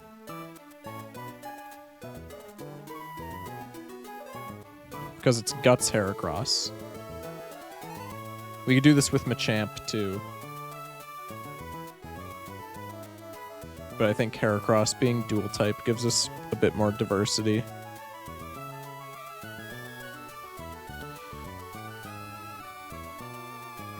Yo, if we pre-burn Heracross, we just kind of don't even need Machamp, right? That gives us a little more leeway too. Because then we can put Vileplume back on the team, right? Heracross. We have Guts Heracross. Burned.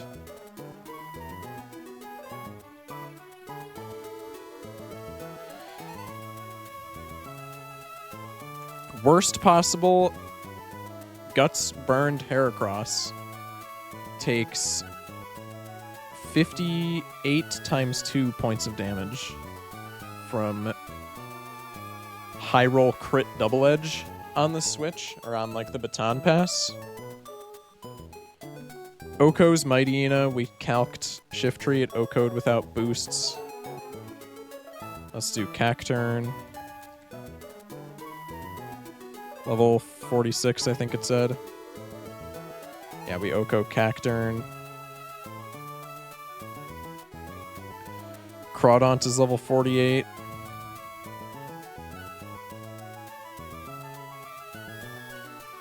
We Oko Crawdaunt. And then Absol is level 49.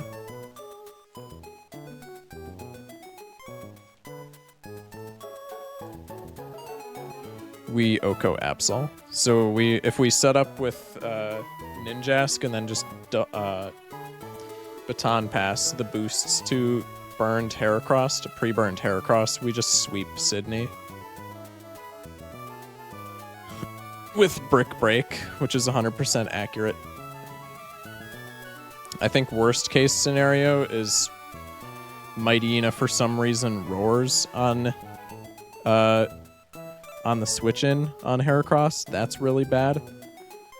And then Sand Attack on the switch-in is like not terrible, but it's pretty bad. We could pre-damage Ninjask to ensure that Double Edge always kills.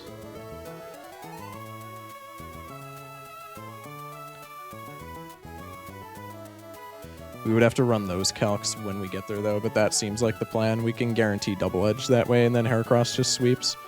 So, yeah, okay, that seems like the play. And then we have Bayonet. Okay, so let's catalog our actual team now.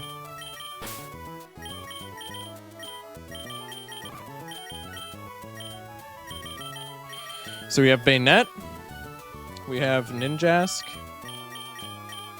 and we have Heracross. Ninjask, Heracross sweeps Sydney. Ninjask, Bayonet sweeps Phoebe. Then we have Glacia. Glacia leads Thick Fat Celio with Ice Ball, Body Slam, Hail.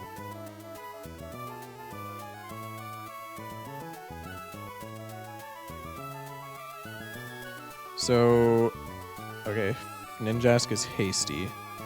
0 defense, 0 every stat, actually. Against Celio. We'll assume this Celio has the best stats possible.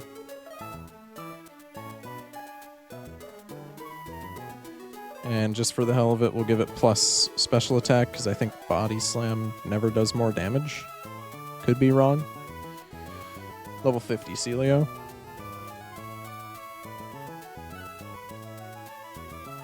I'll put both and just see with neutral stats which one does more damage, but I think it's always Ice Ball with weakness. It's overlapping rolls. But the only roll out of all of them that kills a Ninjask, like the worst Ninjask that we could have, is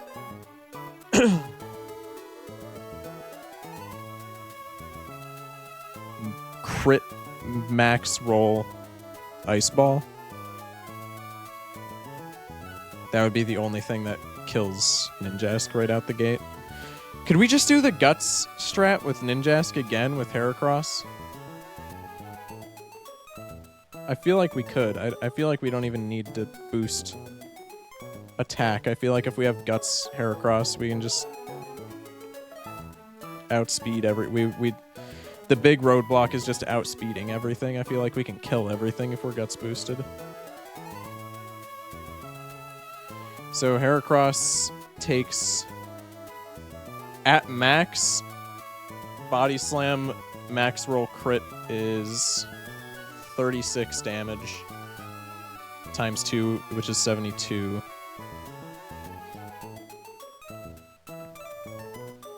Yeah, it's 47%?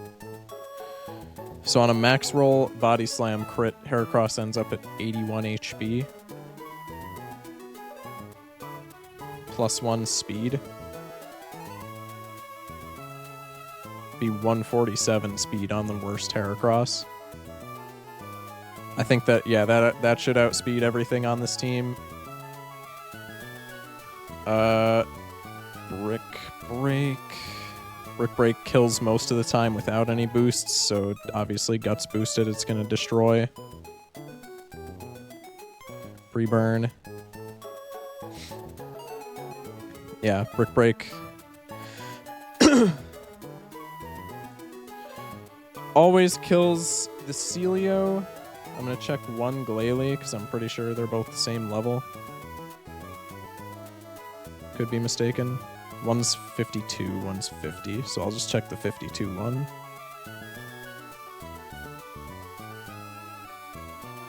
'52 one always dies to Brick Break after a Guts boost.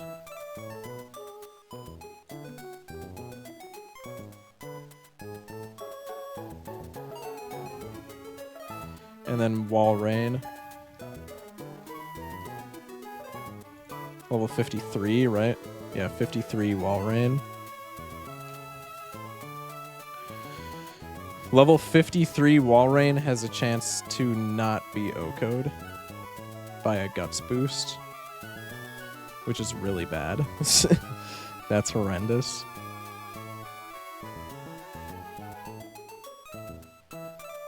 So we would need to Swords Dance first turn as opposed to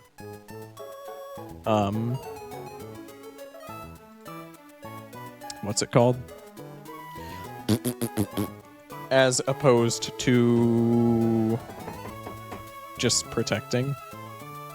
Which isn't terrible, but that does mean that it Ninjask dies a very small percentage of the time to Ice Ball crit.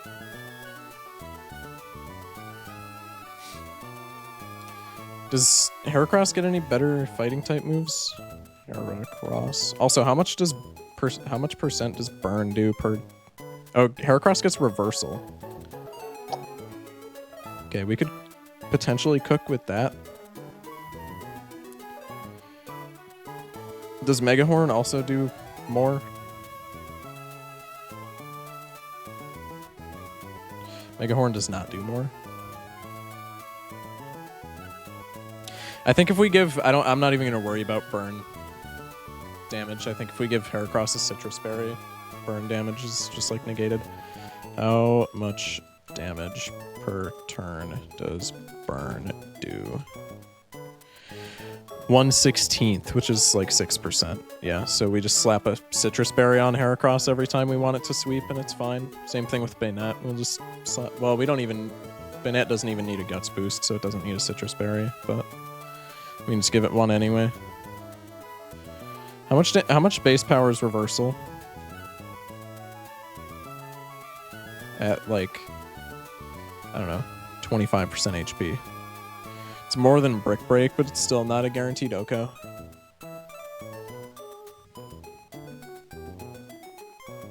Can we just switch in Magneton on Walrein?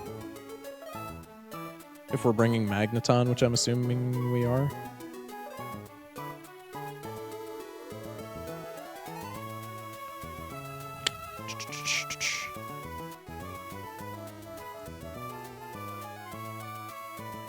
Magneton. Level 55. Assuming it has the worst stats. Thunderbolt. Thunderbolt does not kill. Unless it crits. So Heracross is probably our best bet. Or we could go Machamp, because I'm sure Machamp has higher base attack than Heracross.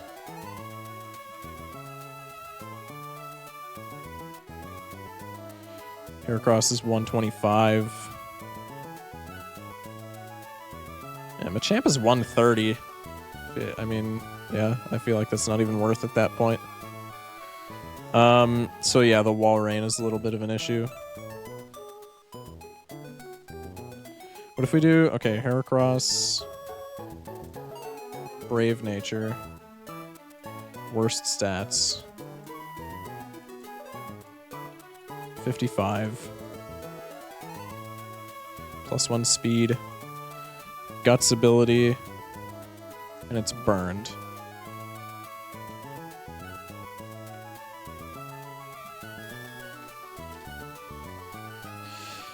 It's a lot of rolls. That 4 out of 16 possible damage rolls, right? It's 16 possible damage rolls for 8, 12, yeah, 16. So we have a 75% chance to OHKO Walrein just straight up with the worst possible Heracross that we could have.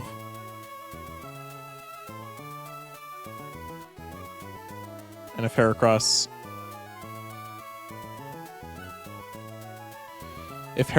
attack IV is at least 14, we just OHKO 100% of the time. So I guess we could figure that out. Did we already figure this out with Heracross? No, we didn't. Heracross is level 29. We've never used him in a battle. His attack stat is 93. So he shouldn't have any EVs.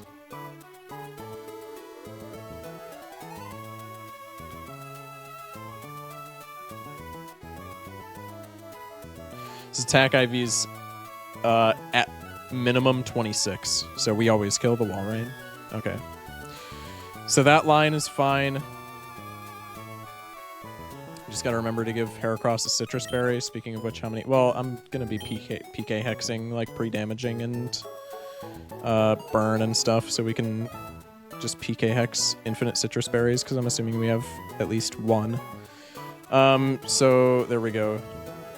Glacia line is cooked. Drake line. So notably, we're not going to be able to set up with Ninjask because the Shelgon has Rock Tomb, which only has like a 20% chance to miss, and I'm not even going to run the Calcs because I know if Rock Tomb hits Ninjask, it's just dead. So we do need a non-cheese Drake counter. So immediately Flygon comes to mind, and then Walrein also comes to mind. Also, just like anything that learns Ice Beam pretty much just solos this fight. Anything that's fast and learns Ice Beam, I should say, kind of just wins here. Like, does King... I'm sure Kingdra can't learn Ice Beam. Oh, Starmie can probably learn Ice Beam, yeah.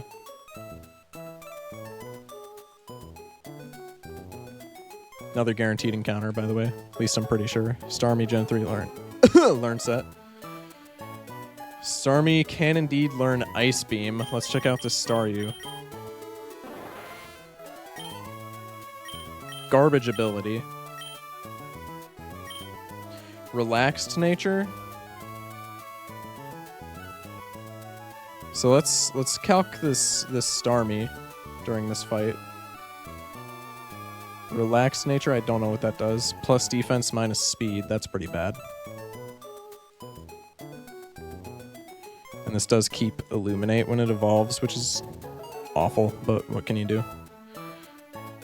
First off, let's calc its like exact special attack stat, because that's really the only one that I think is going to matter. So this Staryu is level 30. It's never been used. Staryu level 30. Never been used, so we should be able to get an idea of what its minimum IV is. I could just PK Hex it, but I'm not going to. Its special attack is 48. So at a minimum, its special attack IV is 4. Which is admittedly not great, but Starmie has good special attack anyway. So I don't think it matters that much. 55 level. Ice Beam. Let's check the Shelgon. Level 52 Shelgon. Rock Tomb Dragon Claw Double Edge.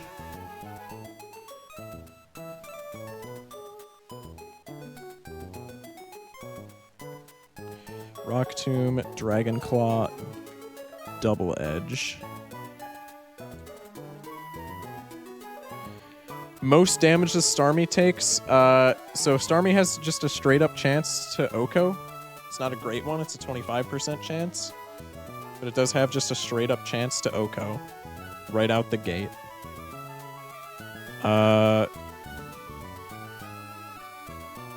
What if we give this Never Melt Ice? Which I don't know how we would get that, but okay. Still not a guarantee to Oko. I guess it's a better chance, though. Just gonna put this back to no item. If Ice Beam doesn't KO, we are dead to... How much does this do? 65. We're dead to 1 roll of Double Edge crit. Which is a big who cares, if you ask me. Then it checks for moves that are super effective and types that are weak. So instead of Altaria coming in, it would be Flygon. And then Mence, and then Altaria Kingdra. So Flygon would come in next. If I am judging the AI correctly. Level 53 Flygon is just straight up dead to Ice Beam. 100% of the time we outspeed with the worst speed stat that we can have on this. Actually, do we? We're minus speed, right? Yeah, we're minus speed. So we might not outspeed. That's really sad. Alright, well, time to calc the actual speed stat here. Staryu, level 30. 0 IVs in speed. We have a 53 speed stat. Our speed is terrible too. Wait, it says min speed is... Oh wait, no, because I'm not relaxed nature.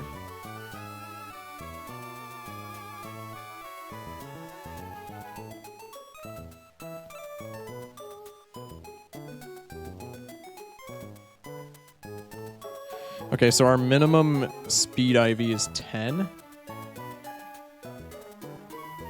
So relaxed Starmie with a 4 IV in Spatk and a 10 IV in speed. Do we outspeed at level 55? Just barely wouldn't outspeed.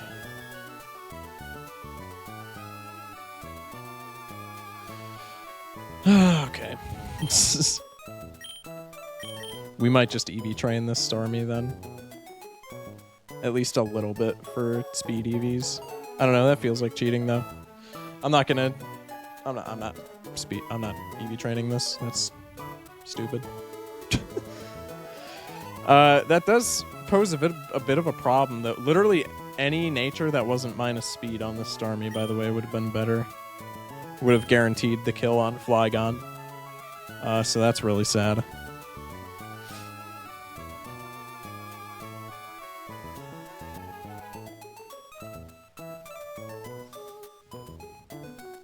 Does Starmie get, like, agility?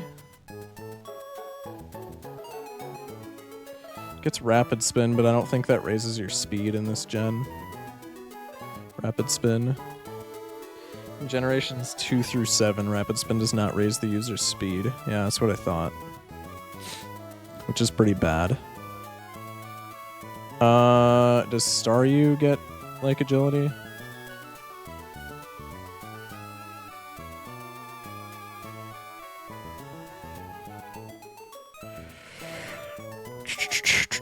Staryu does not get agility. Well, that is really sad.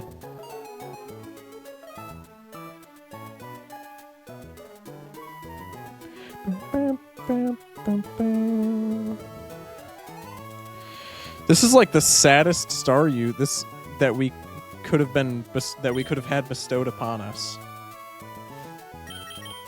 Okay, what else would get Ice Beam and would be faster? Does Kingdra... I don't remember if we already looked it up. Does Kingdra learn Ice Beam? Kingdra Gen 3 learns that. Oh, Kingdra does learn Ice Beam. Oh, wait, what? Oh, that's a much better pick then. Serious Kingdra, that's neutral. Oh, if our Kingdra learns Ice Beam, we're big chilling. Serious. Swift Swim, which I don't think will matter if I'm being honest.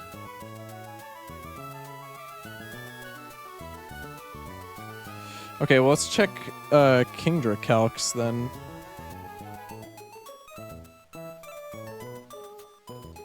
Shelgon. Best possible Shelgon versus worst possible Kingdra. Worst possible Kingdra outspeeds Shelgon 100% of the time, if I had to guess. I am correct. Ice Beam, I'm assuming, does not Oko. Ice Beam never Okos unless it crits. But the most damage that we would take is from Double Edge, which high roll crit does 80.2%, which is not bad.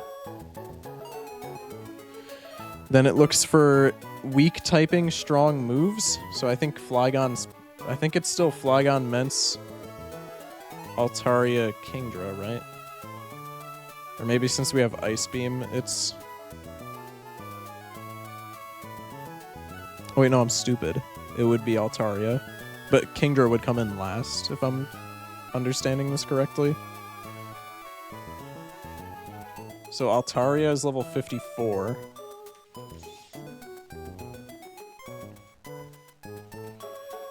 Worst possible Kingdra has a chance to not Oko Altaria. And Altaria can D-dance, so if it doesn't, that's really sad for us. So we need to check Kingdra's stats as well. This has a 97 special attack. And it's level 46.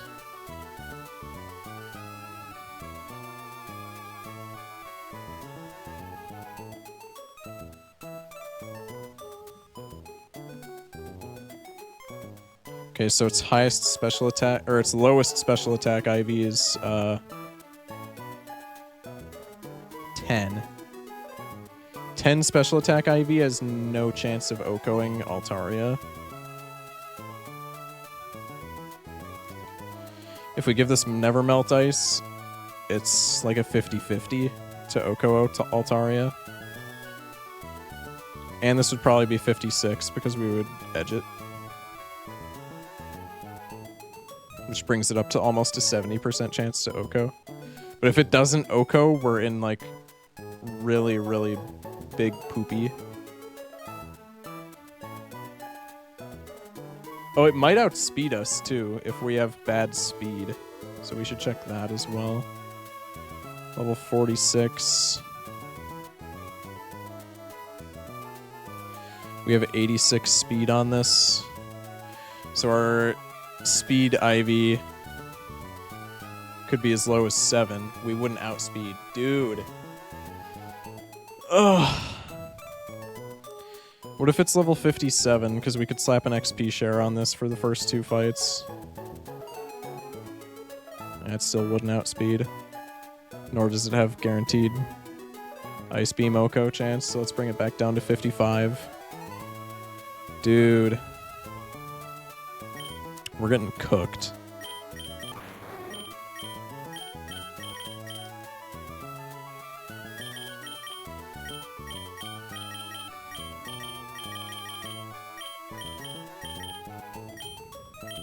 What about Pert? I can't imagine Pert has higher special attack than Kingdra.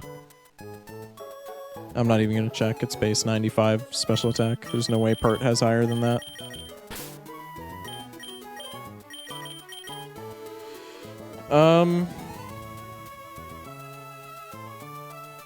What about Wall Rain? 55. Ice Beam. Wall Rain gets stabbed with Ice Beam. The issue is it doesn't outspeed.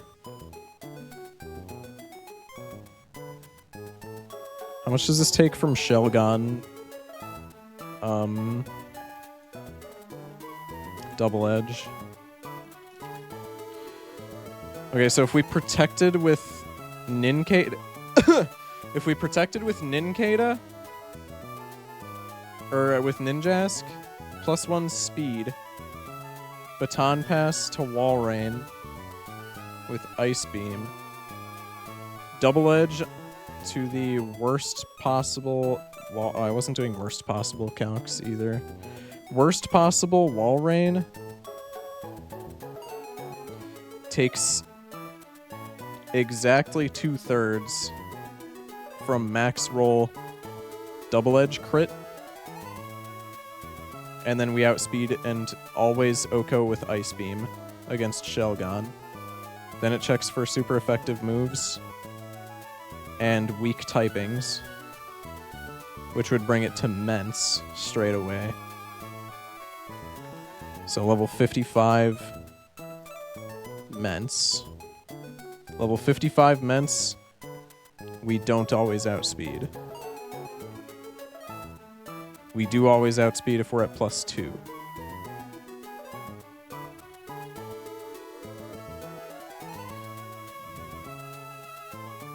+2 is like super not feasible though, because we would literally just have to get double prot on Ninkata or it's over.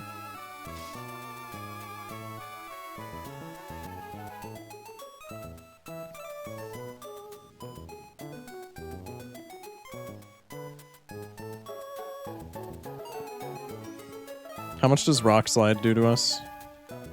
From Mence. Crit guaranteed OHKOs.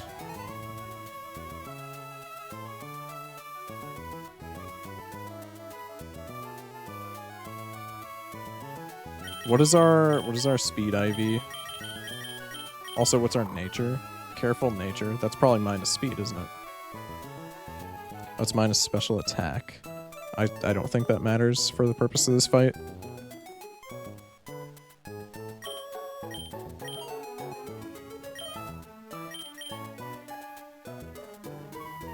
This is a level 32 Spheal with 23 speed. Spheal level 32 with a non-speed affecting nature.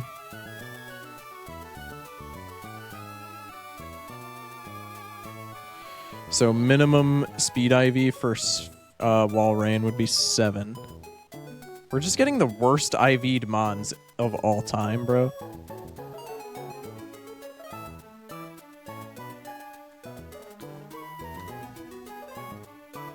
Level 55, Walrein with a 7 speed IV, relaxed nature.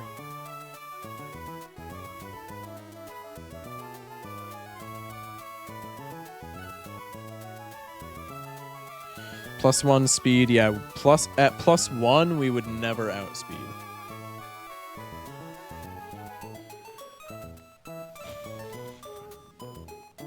Rock Slide always kills on a crit. From Mence. So what would we have in the back to deal with Mence at this point? Magneton, I guess?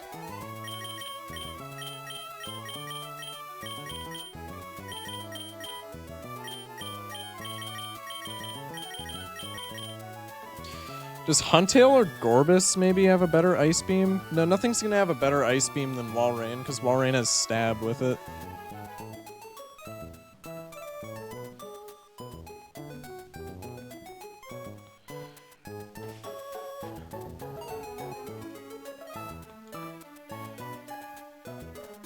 Level 55 Ninjask. Shelgon. Level 52.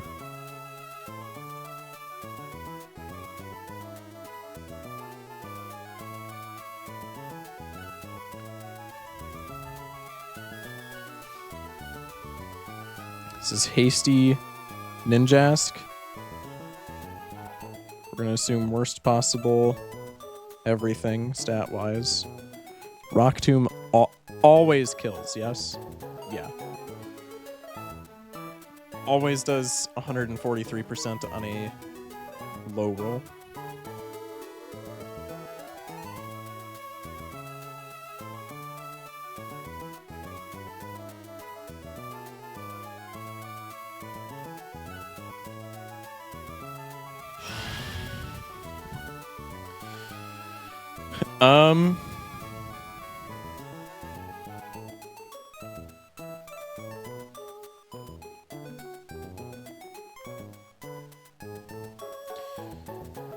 Rock Tomb. Double Edge.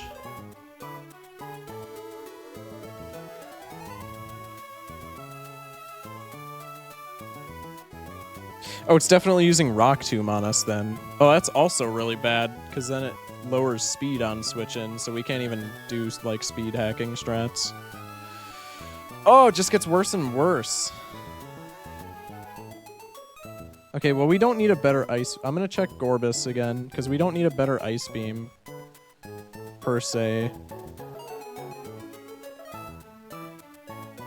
Gorbis, level 55. So we'd have Swift Swim. What is our Jolly Nature? That's good, right? No, that's not good for special attack. Ice Beam. Ice Beam on a Gorbis with 0 special attack has a really low chance to Oko if we give it Never Melt Ice. It has like a 70% chance to Oko. The Shelgon, that is, just right out the gate.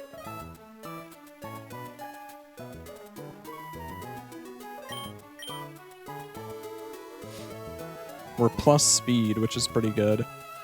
Let's check the Clamperl speed IV, or just speculate on it.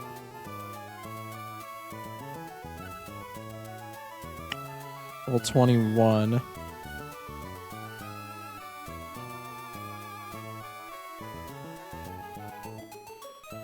Speed Ivy, it's... What did we say it was? I already forgot. Jolly. So it's plus speed, and its speed is 26.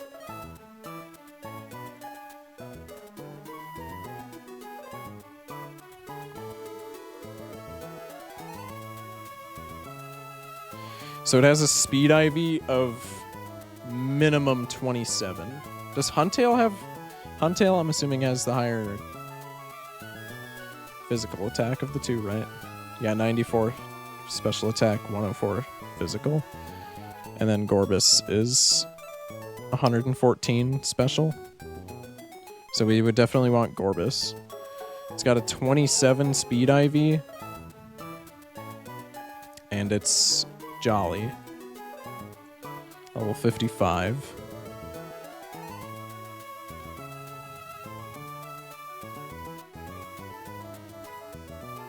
Assuming it has the worst possible special attack stat that it can have.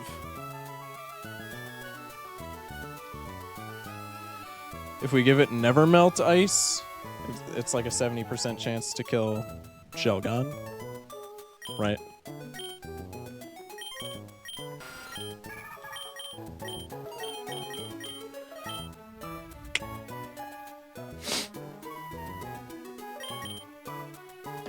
Let's calc the potential special attack IV. Level 21 Clamperl, Jolly.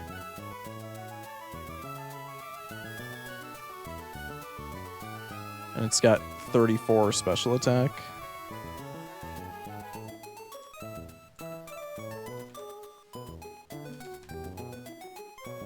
Okay, minimum special attack IV is 10. So now we'll calc the Gorbis again. 10 special attack IV, 27 speed.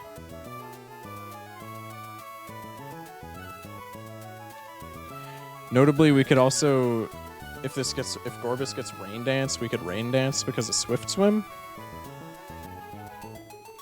And then be able to outspeed everything if speed is an issue. So our Gorbis with Ice Beam, if we were to give it Never Melt Ice, which first off, I'm going to look up Never Melt Ice because I don't even know if you can get it in this game.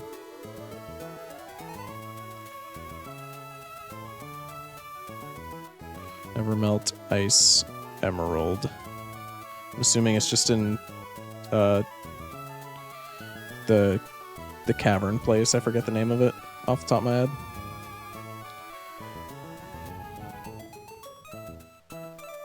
Shoal Cave. Yeah, Shoal Cave. It's got to be that low tide BS.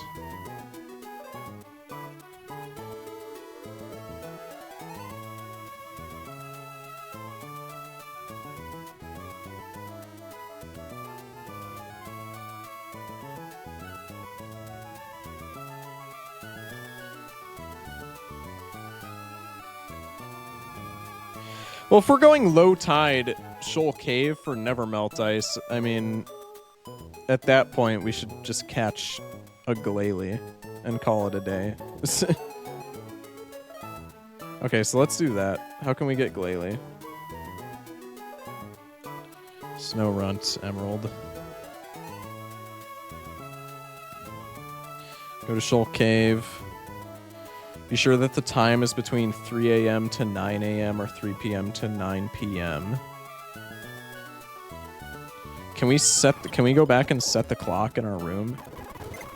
Or am I just cooked because I'm playing on an emulator? Let's find out.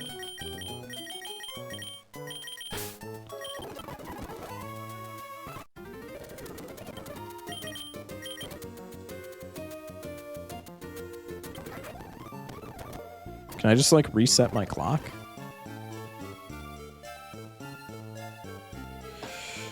Okay, you can't reset your clock.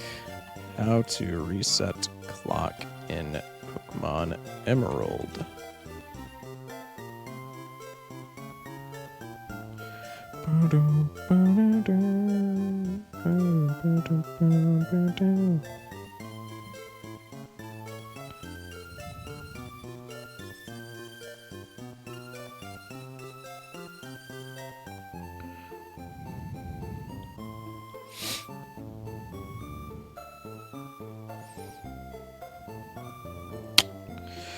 Okay, it's looking like...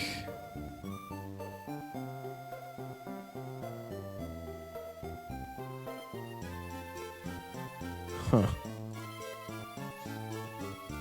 We could just PK hex the time, I guess.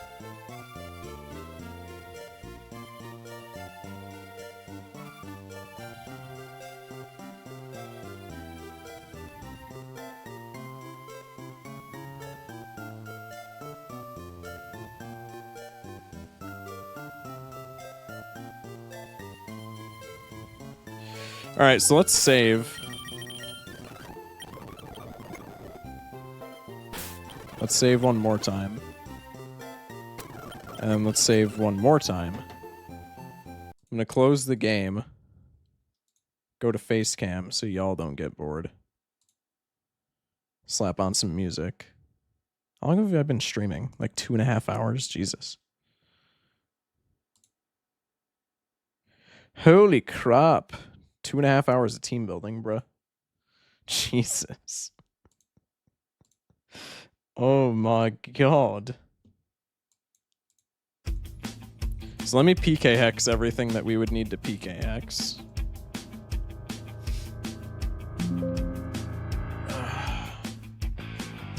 Open the Emerald save file.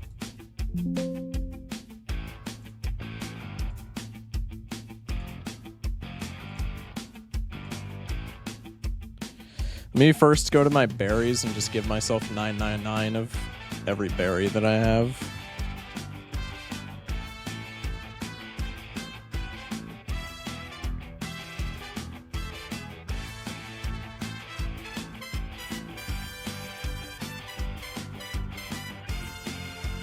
I don't think any of the other berries are going to matter, so we'll save that up. Okay, and then how do I... Trainer info. That's all fine. Oh, clock.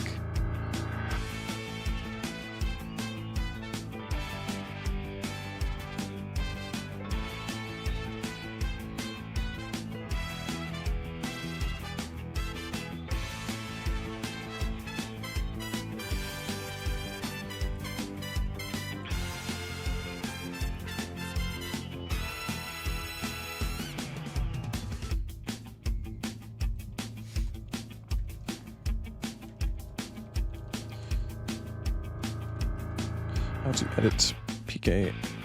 How to edit clock with PK hex.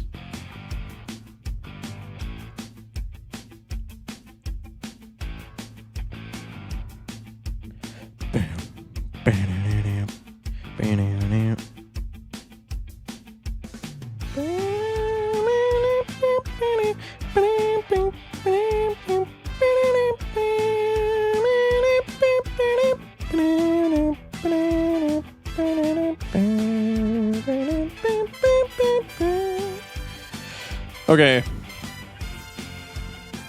So I don't know if I can change the clock with PKX. And if I can, I don't know how I would do that. So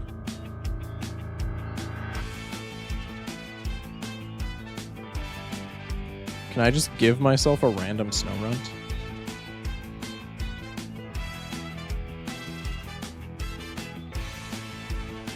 Snow runt level. What level does it spawn at? I'm just gonna give myself a random snow runt as my encounter. Which it's a guaranteed encounter because we got the extra encounter at FocusSh0ck Cave with the wheel spin after we did a gym. I don't remember which one, but you can go back in the VODs and yada yada. So let's go to Poke Earth, FocusSh0ck Cave, Gen 3.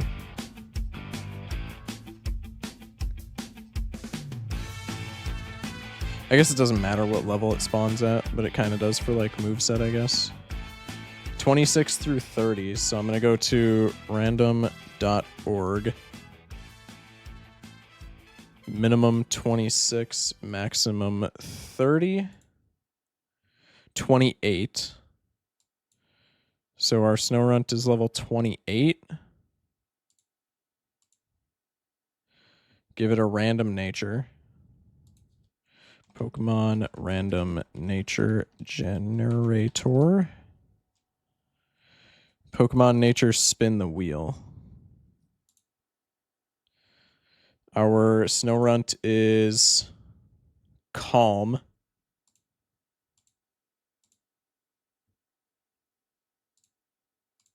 Can only have inner focus for an ability. Met location Shoal Cave. We'll just say we caught it in a Pokeball, because why not? Randomize IVs. Okay. And then it would just have whatever's in its learn set at this point at level 28. So let's go to Snow Runt Gen 3 learn set. At level 28, it would know Crunch, Protect, Headbutt, Icy Wind. So we'll go Crunch, Protect,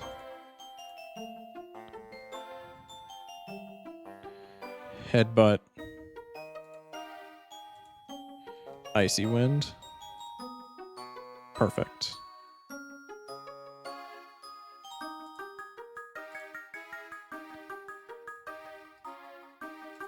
And then we'll just inject it into our box.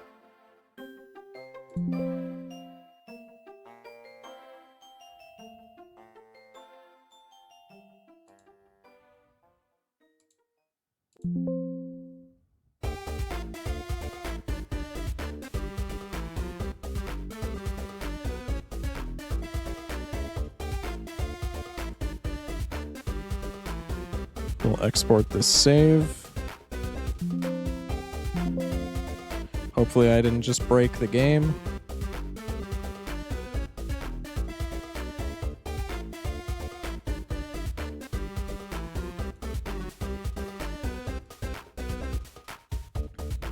Okay. Let's check and see if I just broke the game.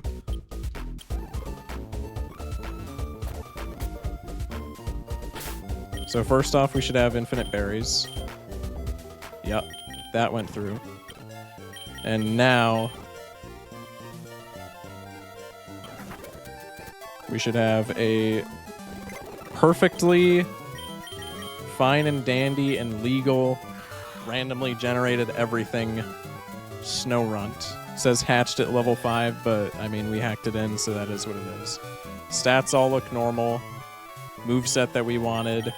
Cool. I forgot to nickname this, so we're gonna nickname it after a fruit. I'm gonna turn off the music, because that's annoying.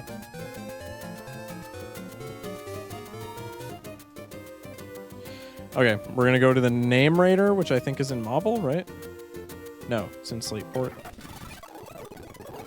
I think. Yeah.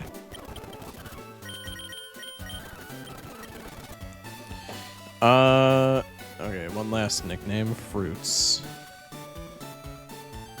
My god, where are we naming Glalie? Nectarine, sure. Actually, well, yeah, Nectarine.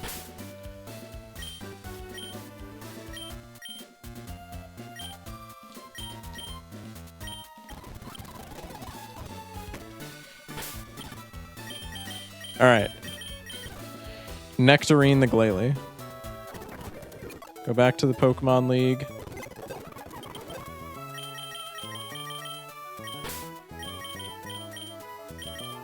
Does this say that I'm the OT? Yeah, it says that I'm the OT. Okay, perfect. I just thought of that. Got the same PID and everything. Okay, cool. Okay, so we have Nectarine, the Glalie, to work with now. I didn't memorize any of like its IVs or anything, so we're still gonna calc it as if we didn't know, because I don't. Okay. So let's calc now the reason why we did all of this. Let's go... Well, first let's calc special attack and speed stats. So Snowrunt, level 28, no EVs, random IVs, calm nature, plus Spadef minus attack. Its special attack stat is 34. So the minimum special attack IV is 4, and its speed stat is 38. So minimum speed IV is 18. Let's go Glalie, level 55. Calm nature. Worst stats across the board, but an IV of 4 in Spatk and an IV of 18 in speed. So this outspeeds the Shelgon. Ice Beam Oko's the Shelgon. Just straight up. And then it goes to most damaging move, yada yada, which is weak type, which is Mence. Mence comes out. Level 55. We don't outspeed Mence. Rock Slide does a lot of damage, doesn't KO us unless it crits. Glalie retaliates with an Ice Beam that kills 100% of the time. We can't get flinched on Rock Slide because of Inner Focus.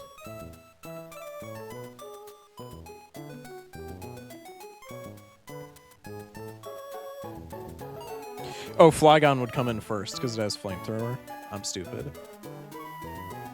So Flygon would come in first. We're assuming we would edge this Glalie as well, so it's 56 after it kills the Shelgon. Flygon comes in. Glalie does not outspeed, so it would take a Flamethrower, which has a small chance to crit. Can I calc it with crit? Yeah, calc it with crit. It's a 75. If it crits, it's a 75% chance to kill on a crit. And then we retaliate back with an Ice Beam to kill. What is... do we get, like, any method of raising speed with Glalie? Do we get Solok Berry in this game? Wait, can we find a Solok Berry? Solok Berry, Pokemon Emerald.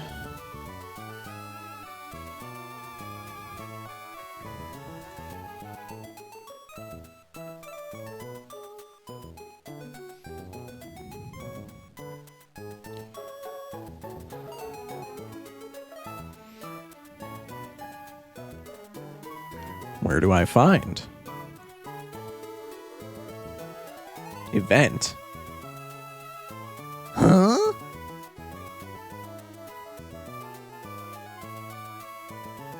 Oh, so you can only get a Solok Berry in Emerald from a gift Pokemon. Okay, so that's that out of the window. No Solok Berries. This is impossible.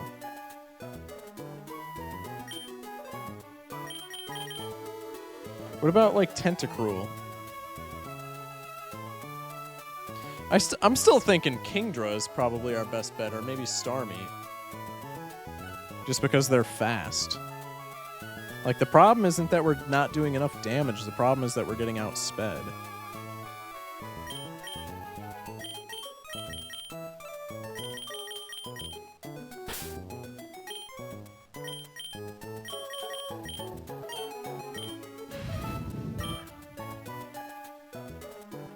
The problem with Kingdra is that we're not doing enough damage.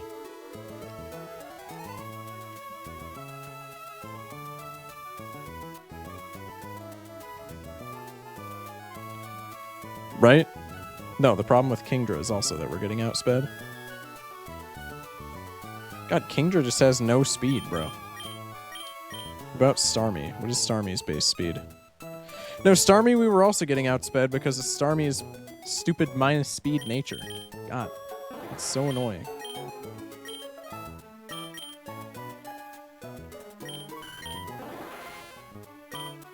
Yeah, relaxed nature, Starmie.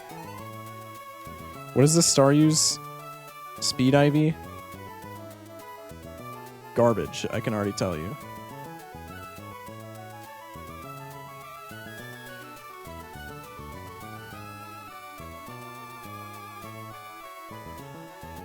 Yeah, it's 10, right? Yeah, it's 10. Bro, that's ass. Starmie with a 10 speed Ivy. Level 55. Relaxed.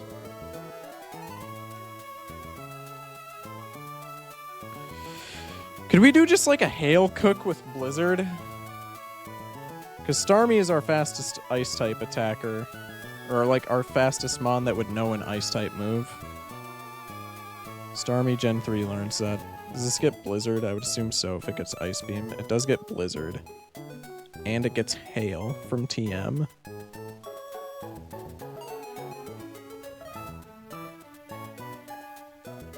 Fastest mon on this team would be Mence. Yeah, Ice Beam always kills. Blizzard always kills. Yeah, we just barely don't outspeed the Flygon. That's the issue. We just need speed hacks.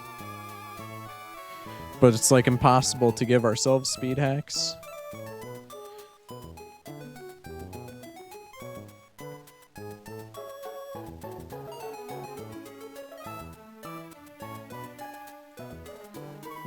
This would level up from killing Shelgon, so it would be level 56.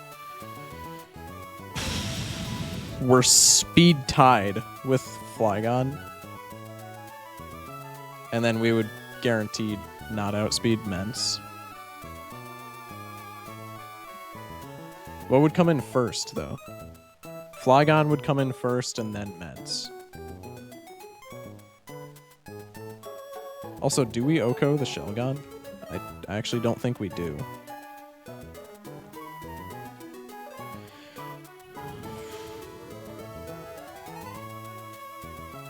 Level 55.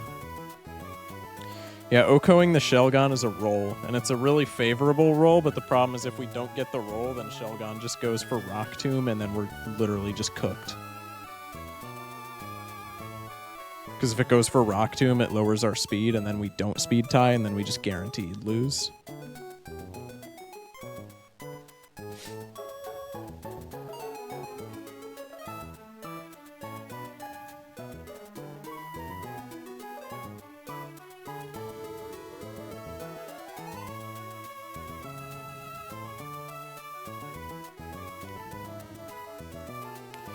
If we put 8 speed EVs onto Starmie, it would guaranteed outspeed Flygon. And then outspeeding Mence at that point is not guaranteed.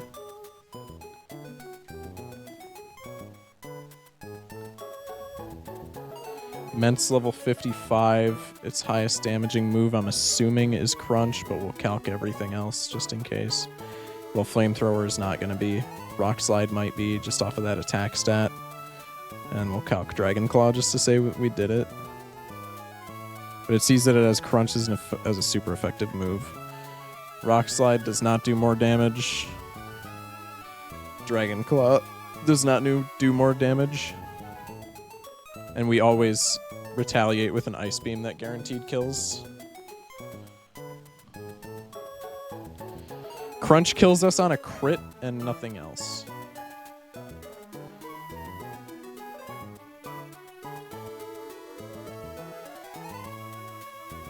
How are enemy IVs calculated as well? Pokemon Emerald enemy IVs.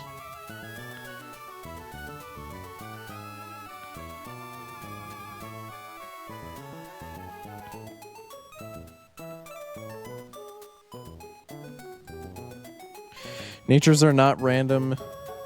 EV's always set to 0. Oh, this is an actual, like, mapping of... Oh my god. See Elite 4. Their actual stats are right here. Oh my god. Wait, that's crazy.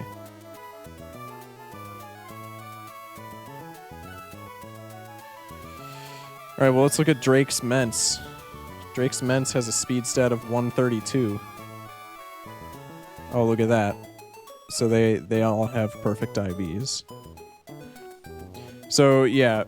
For Starmie to outspeed Flygon, we just need 8 speed EVs, and then we're cooking. And then we're fine. So we put 8 speed EVs on Starmie. It always outspeeds and kills Flygon. Mence comes in. We just have to dodge crit, and then we kill Mence. Altaria comes in. Level 54. Ice Beam is a super in our favor roll to kill. And if it doesn't kill, then we probably just die to Altaria. Which is unfortunate, but at that point, it's like, what can you do? We don't need Blizzard because Ice Beam is a higher chance to kill Altaria than Blizzard is to even land. Can we just put special attack EVs on Staryu or on Starmie? Let's assume that it has 0 special attack. EVs or IVs. Yeah, no, we can't really. Oh, I was calcing all this with perfect special attack IV too, which is probably not the case.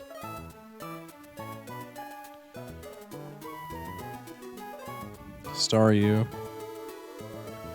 Level 50, no, level 30, because we're calcing off of this Staryu. Relaxed nature. What is the special attack stat? Oh my god. 4 IVs in special attack. Ah, dude, just actually fist me.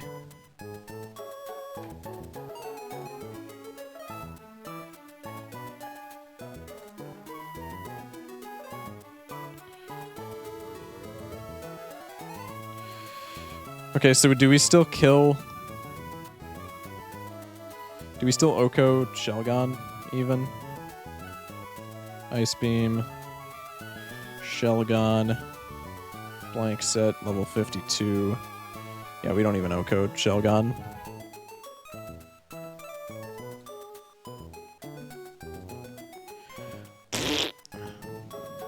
And then we just always get Rock Tombed, right? I guess it could spam Protect, but the odds of it doing that... I mean, it just... yeah. 25% chance to Oko Shelgon. How many special attack EVs would we need to jack that chance up to 100?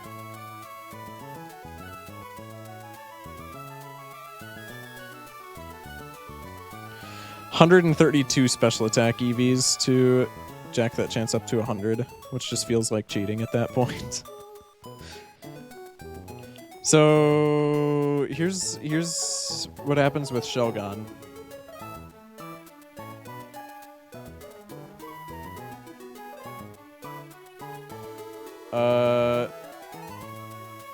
Shelgon wants to Rock Tomb because we're faster.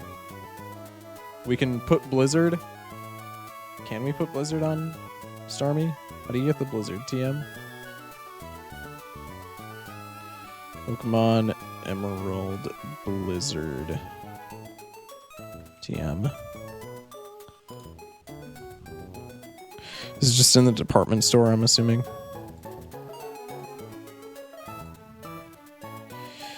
Yes, it's in the department store. So here's the issue that we come to with Starmie. We just have to put Blizzard on it, and then it's a 70% chance to Oko Shelgon. If that happens, perfect, awesome, we're big chilling. If it doesn't happen, we get Rock Tombed, our speed goes down, and then our chances of winning drastically lower. What I'm wondering is could we open just some random bozo that we already have on our team? Like, could we open burned Heracross? Let's do this. Heracross. It would be 56 at this point, at the very least. We'll set all of its IVs to 0. Brave Nature.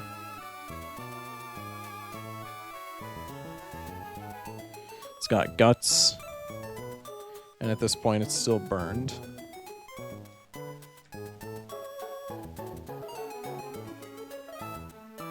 How much does Brick Break do? Brick Break doesn't kill. Megahorn looks like it might. Megahorn is a very favorable roll to kill. But I mean, at that point, it's just playing accuracy games all over again. But I feel like that's more favorable. So what would... Okay. Riddle me this, Batman. What would happen... Who would come in on Heracross? Something with a super effective move that has a disadvantageous type. None of them have disadvantageous types. Flygon has the most disadvantageous type out of anything that has a super effective move. So it would be either Flygon or Altaria. Flygon coming in goes for Flamethrower, and that's fine. Does Altaria Aerial Ace always kill?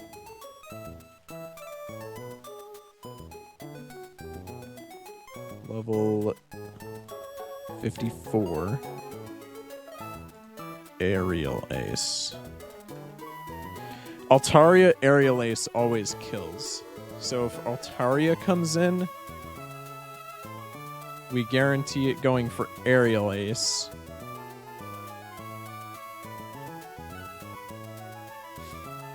Switch to Starmie.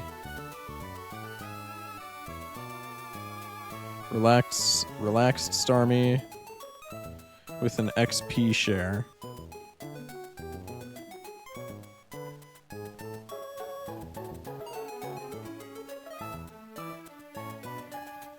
Okay, well, XP share isn't in the item thing, so we'll just put it as none.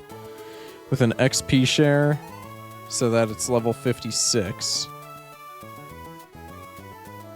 What was it? 4 special attack, 10 speed, right? This outspeeds Altaria. Yeah, Ice Beam is still a roll to kill. What about with Never Melt Ice? Well, it wouldn't be able to have an item anyway. Yeah, Ice Beam is still always a roll to kill. And then if Altaria decides to D-Dance, it's just really scary. So I think we just go Starmie, Blizzard, and if Blizzard misses, we're just cooked. And if Blizzard doesn't miss, yay.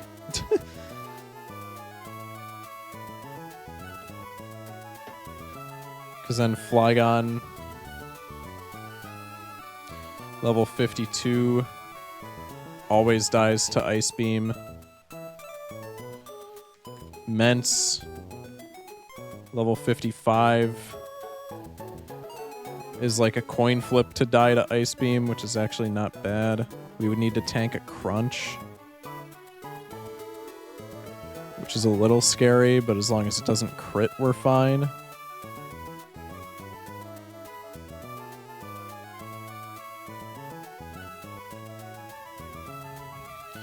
Mence is actually just barely a guaranteed kill if we grab the Never Melt Ice for Starmie.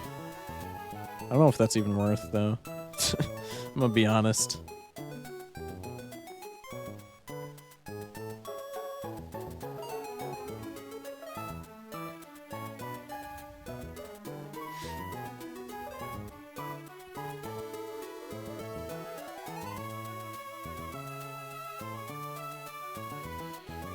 Let's just bring Starmie. That's gonna be like the easiest Drake plan. We'll bring Starmie. And then we still have 2 slots for Wallace.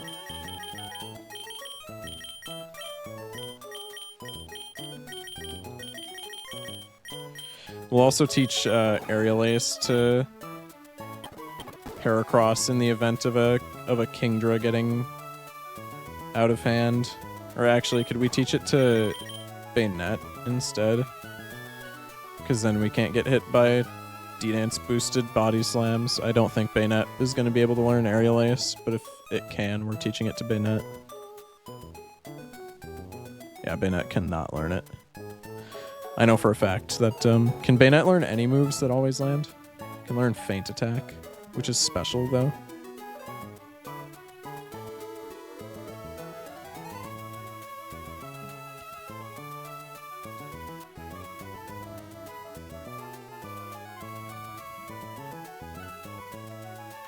Heracross learns Aerial Ace for sure, right?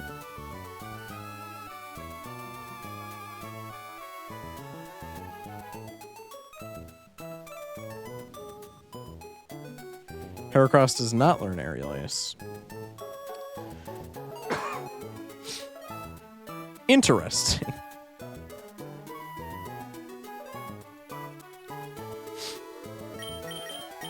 Dude. Yeah, Drake's gonna be tough. We might just want to bring Walrein plus Starmie for Drake. Say Drake. Can Walrein learn like T-Bolt? No. Because I was gonna say if Walrein learns T-Bolt, then we can just bring it anyway for Wallace, but it does not learn T-Bolt. T-Bolt Starmie is really good for Wallace. I think either Breloom or Vileplume is really good for Wallace. Level 57 Wailord with Water Spout is super scary.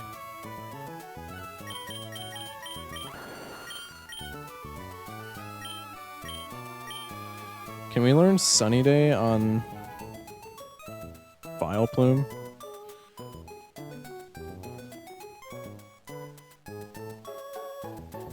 Well, that's a cook and a half. Wait, how did we get the Sunny Day TM?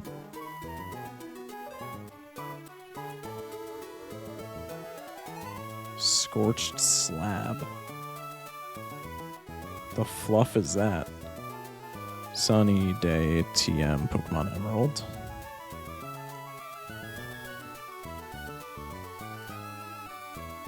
Let's see.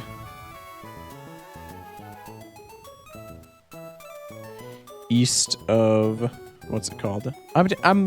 We might have it in our inventory. I don't even know why I'd look at where to find it before I look at even if we have it. Okay, no, we don't have it.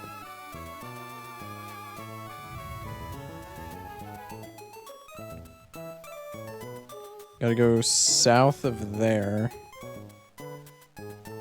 to the Scorched Slab. Find TM Sunny Day.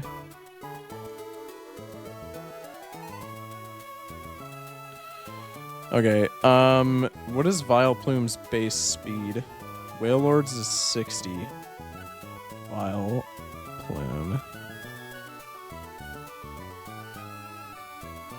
Well, 55.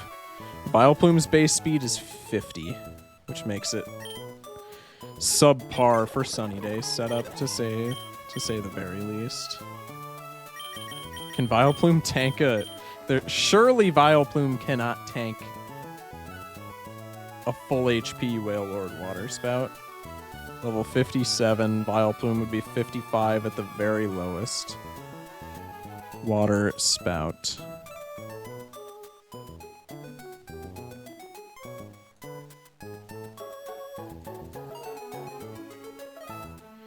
Guaranteed Oko against a really bad, against the worst Vileplume.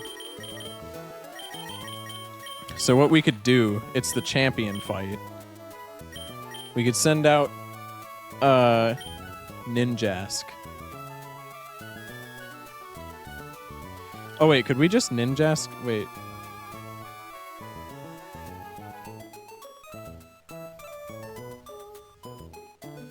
Could we just Ninjask speed boost into No, it would still die to Water Spout on the Switch. Okay, so we send out Ninjask, and we just, like, hit it with Cut or something. Ninjask. Worst moves.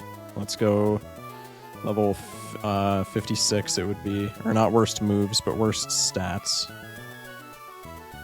Hit it with, like, cut.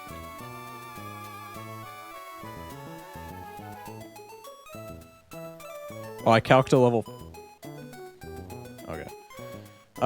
Cut does 30 damage on a... low roll. Was I calcing a level 100 Wheellocke that whole time? I was. I was calcing a level 100 Wheellocke that whole time. Water Spout at max HP does 80... It does like almost 90% on a max roll crit. Okay. So we can Sunny Day with Vileplume. Does Vileplume get Solar Beam by TM? How do we get Solar Beam TM? Safari Zone. Okay, so let's test this out. Can we also get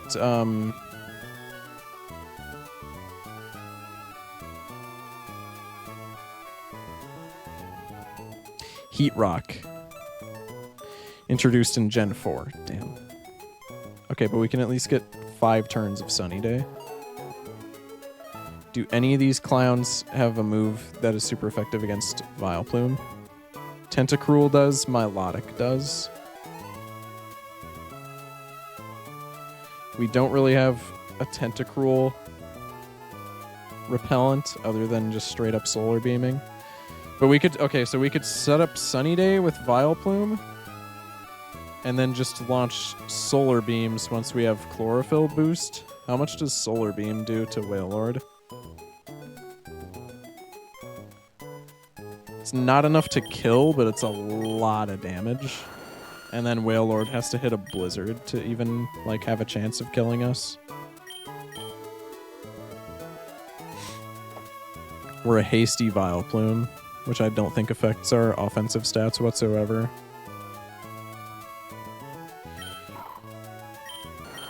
What is our special attack? It's 113 at level 47.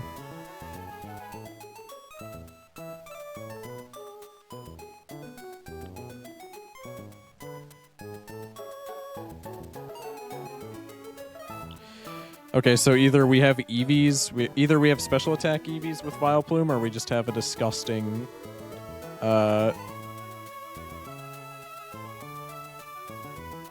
Ivy. We have like a 30 or a 31 Ivy. So with that stat, Solar Beam has like a 75% chance to OHKO against a Wheellocke. If Tentacruel comes in, that's kind of sus. Because Tentacruel is super bulky. I'm assuming Tentacruel does not die to 1 Solar Beam. Doesn't even die to 2 Solar Beams. So we would need something in the back for Tentacruel.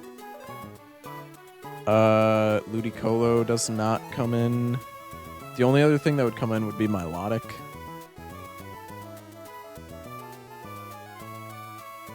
Level 58. Which dies to 2 Solar Beams. And would have to hit... Oh, no, it has Ice Beam. What does Ice Beam do to us? Ice Beam does not kill us unless it crits. It does after Water Spout damage, though. That's the issue. So is Vileplume even that good? I feel like just for Sunny Day, Vileplume is still pretty good. Vileplume to do the majority of the damage, and then we have, like, T-Bolt Star You... Or T-Bolt Star Me, maybe, I don't know, like Magneton in the back with T-Bolt, Lantern in the back with T-Bolt, something like that.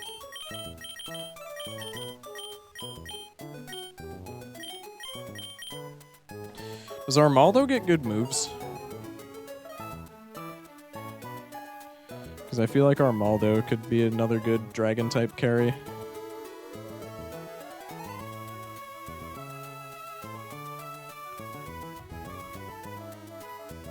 Armaldo gets like no good moves unless it gets Skill Link in Emerald. If it gets Skill, well, no, because that's above our level cap. I was gonna say it gets Rock Blast, but that's way above our level cap. It's Rock Tomb, I guess. It's 80 accuracy though, which is kind of cringe. So is Rock Blast. God, Armaldo gets no moves. Okay. I know we already checked Flygon, but I'm just gonna check Flygon again. Do I really want to? Yeah, I'm gonna do it.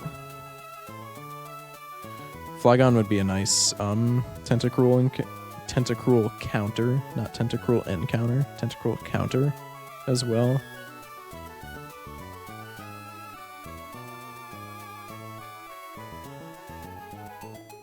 Flygon gets like no moves either, but we can just TM it EQ and call it a day.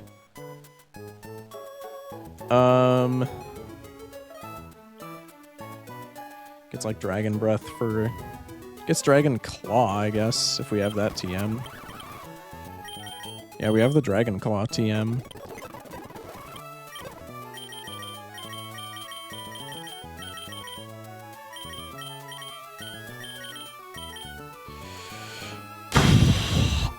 EQ is really good for... Does it get like anything that helps us with Drake? Not really.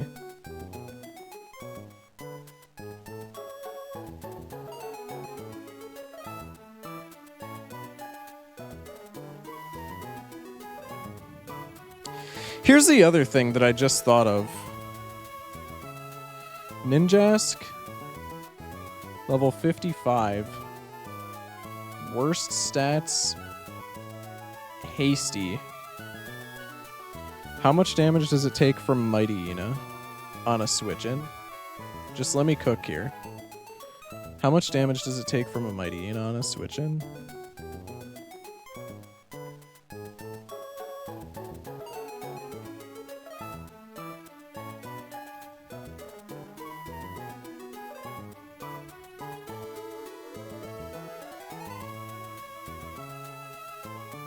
What level is the Mighty Ina from Sydney? 46. Level 46 Mighty Ina?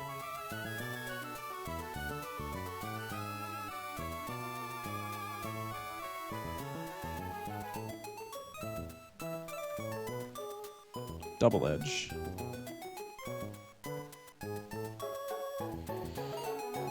Ninjask does not die unless this crits. Which in that case, we're like screwed.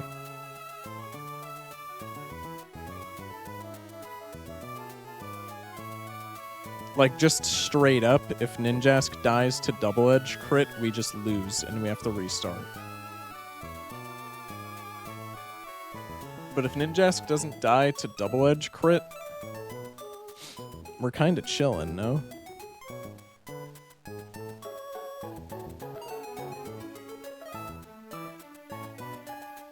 Because, okay, so here's my thought. We can just send in whatever, like something that's already on our team that would take more damage from double edge than it would crunch. Actually, hold that thought.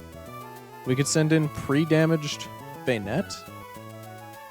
How much does Ninjask take from crunch?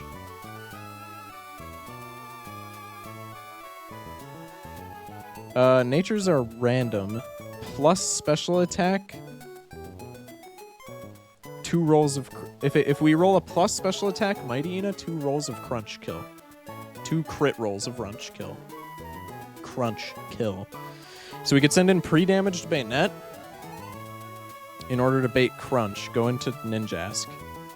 Protect with Ninjask. This way we're the whole idea with this line is we're not consuming the white herb.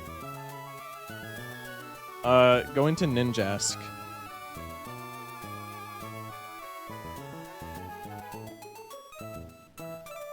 And then just resume the Heracross plan from there. Protect 1 turn with a damaged Ninjask.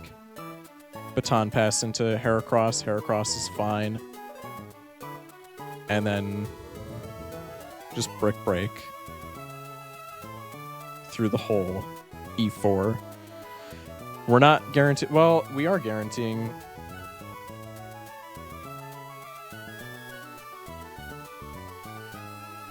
If Ninjask doesn't die from a move, it guaranteed dies to a different move, if that makes sense. I didn't explain that correctly at all. But if it doesn't die for Mighty in his first move, it guaranteed dies to Double Edge on the subsequent turn. So we're still guaranteeing that Mightyena never sand attacks or roars. And then the line is intact, and we keep our White Herb.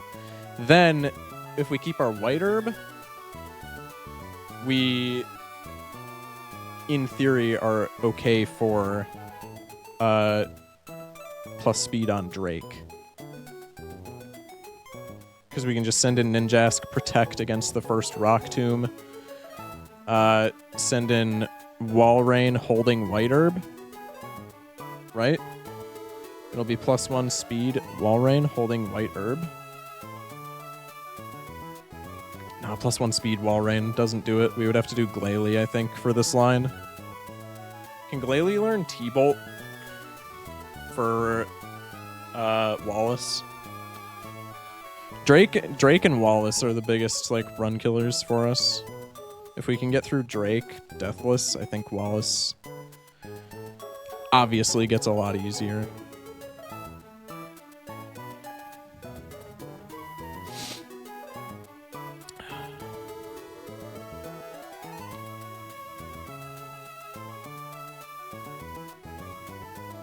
Wasn't the issue with Starmie that it couldn't outspeed, or was that just the issue with Walrein? Let's try Glalie.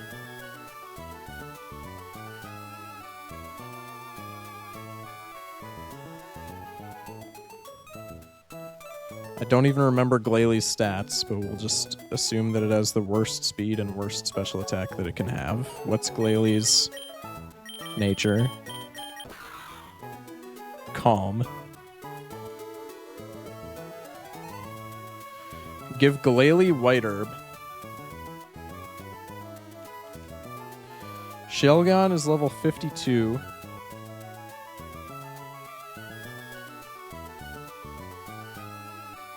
Rock Tomb, if it lands... This is also assuming Rock Tomb even lands. Rock Tomb, if it lands, does a maximum of 100 damage on high roll crit. And then we would shake off the speed drop with White Herb. Or no, that's with full HP, full defense. It still doesn't kill on high roll crit. We shake off the speed boot or the speed drop with White Herb on Glalie, right? Ice Beam guaranteed kills Shelgon.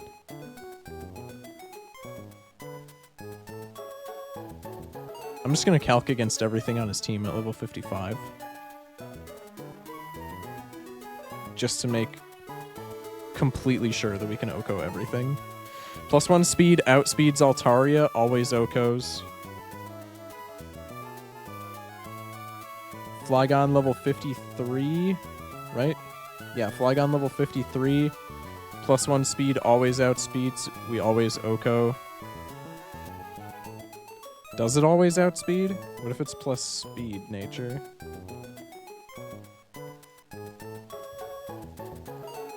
If it's a plus speed nature, we're speed tied. So we'll just give Glalie 8 speed EVs.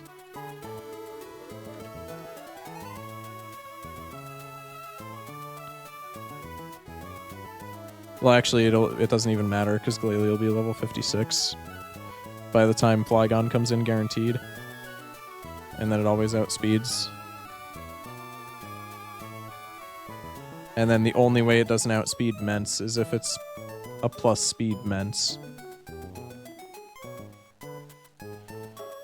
And plus speed Mence has Flamethrower Rock Slide, I'm assuming, doing the most damage.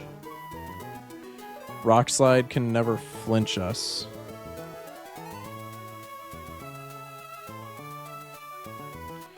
Both moves would kill after a Rock Tomb. How many speed EVs would we need to guaranteed outspeed Mence?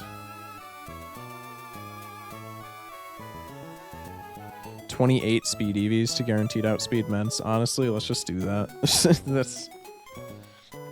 That's not bad.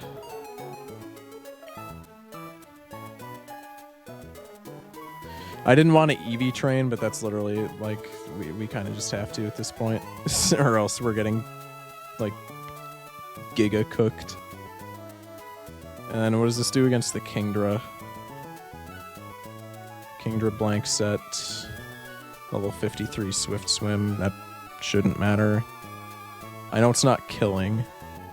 Yeah, Ice Beam doesn't even do a third, but we can just switch to something else on the Kingdra and then we're fine. What do we put in against the Kingdra? You can probably just switch in. We're bringing Vileplume for what's it called? Wallace. So we can probably just switch in Vileplume and be fine. Or we could bring Flygon. How does Flygon Dragonclaw fare against Kingdra? Flygon, level 55. We'll assume worst stats per usual.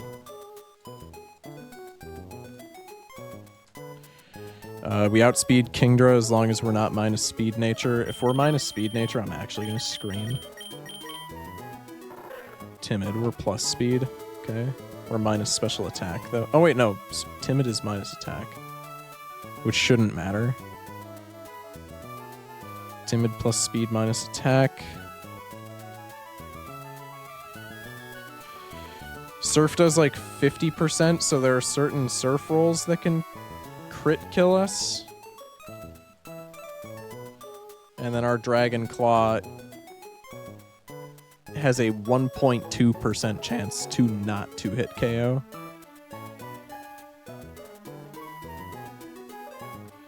So basically, if Kingdra D-dances us, we're screwed. But it should never D-dance us because I'm assuming Glalie will be at low enough health where it wouldn't want to.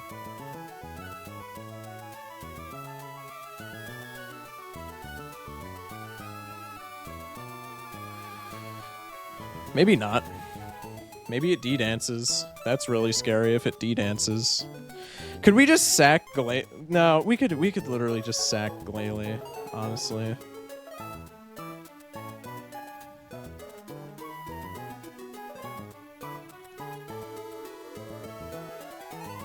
We could literally just sack Glalie and be fine.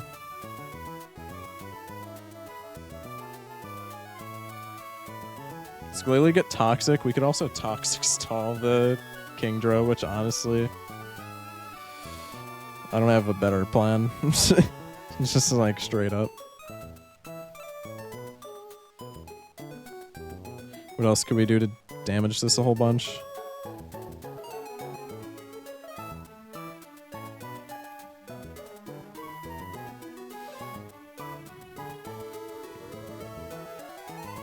We can run Icy Wind on the Glalie, Icy Wind the Kingdra, sack Glalie. Because if we're just consistently Icy Winding it, then the speed or like the attack boosts don't matter in theory. And then we just bring in Flygon. Yeah, but if it rain dances, then we don't outspeed with Flygon still.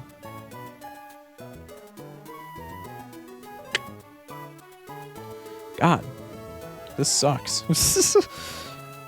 I think Toxic Stall is just it, man.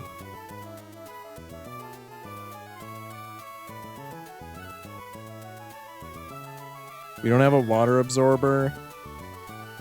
Yeah, I think we literally just have to Toxic Stall and that's it. Toxic Stalling also has a chance to miss, which is catastrophic if that happens. Where do we get Taunt TM so that we could maybe taunt this for... That's actually not bad. It's in the Trick House. We could taunt the Kingdra when it comes in into not using D-Dance or Smoke... Oh, this doesn't get Rain Dance. Okay, so my speed lowering plan is fine then, and then we just bring Flygon as a Kingdra counter and only a Kingdra counter. You know what? I'm cool with that. I've been calcing for way too long. This is our team. This is our team. Okay, so let me run through this again. Just to make sure that we have everything that we need. We pre-damage Bayonet so that it dies to Crunch.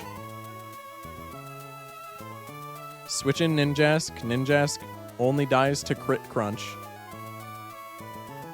In which case, runs over. GGWP. Or does it die to crit Crunch? Actually, I don't think it dies to crit Crunch even. We calced it and I already forgot.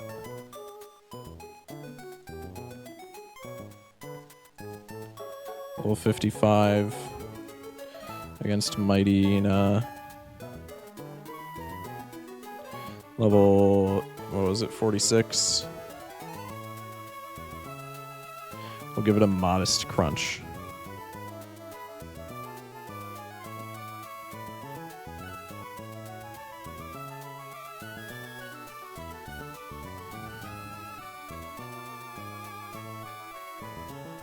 There's a lot more damage than...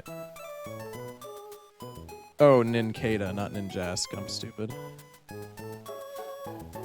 Ninjask, level 55. With the worst IVs. Yeah, so there's like... There are 2 crit rolls of Crunch that kill Ninjask on the switch-in. If that happens, it's literally just a reset GGWP, because we have nothing for Phoebe. But if it doesn't happen, then we just protect Speed Boost, Baton Pass to Heracross. Heracross Brick breaks us through Sydney with a Guts Boost, Burn, Citrus Berry. Phoebe, same type thing. Swords Dance on Ninjask. There's literally no way that Phoebe can OHKO us. Confused Ray kind of sucks, but it's fine. We can put, can we get like Lumberry in this game? We can put a Lumberry, or if there's Personberry in this game, we can put a Personberry on Ninjask. Just in case we get confused. Baton Pass to Bayonet. Bayonet doesn't die on the switch-in ever. And then +2 attack, +1 speed. Bayonet just sweeps with Shadow Ball.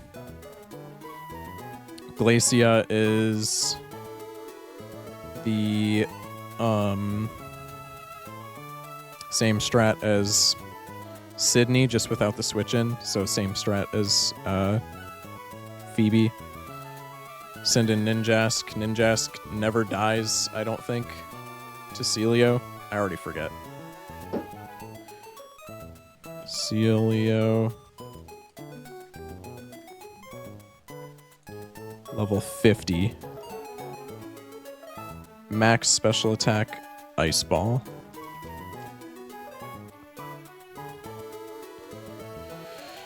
Max special attack, Celio kills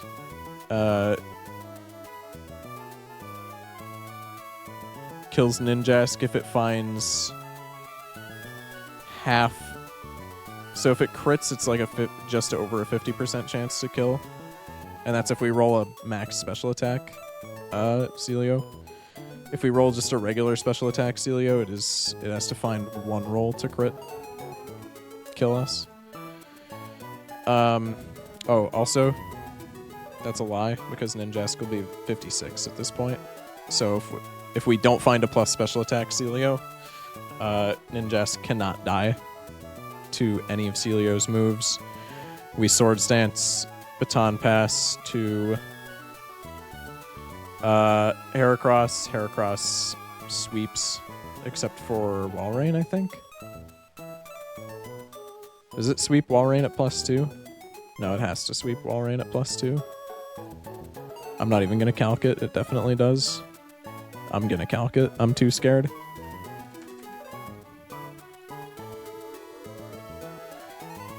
'56 Heracross. Brave Nature, worst stats.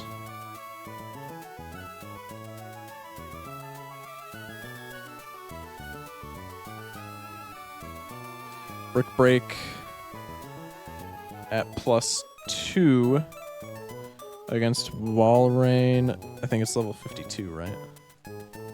Level 53.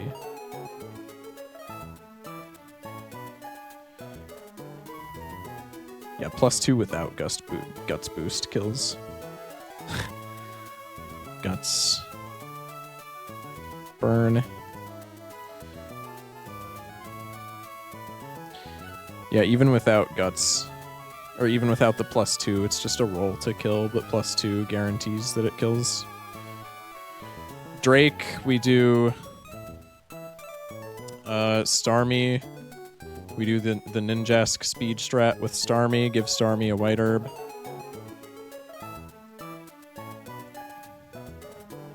Double checking that it's Starmie.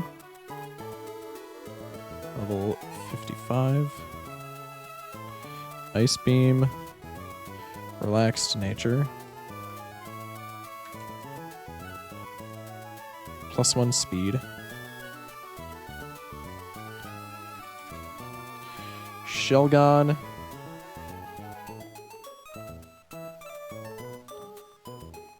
Level 52. It's a roll that's super in our favor to kill Shelgon with Ice Beam. If we don't kill Shelgon with Ice Beam, we're cooked. How many special attack EVs would it take for us to get a guaranteed kill? 24 special attack. Or EVs. Oh no, that's on a max special attack Starmie.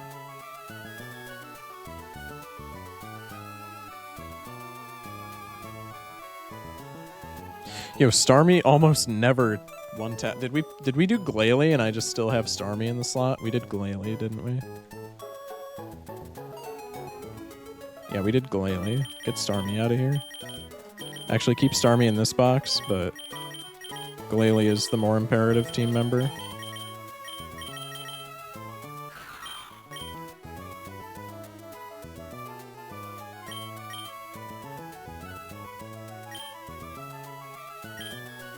Calm Nature.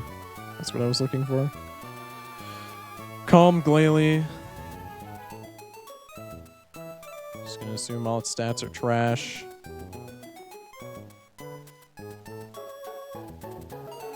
Level 55. Ice Beam. +1 speed. Ice Beam always kills Shelgon.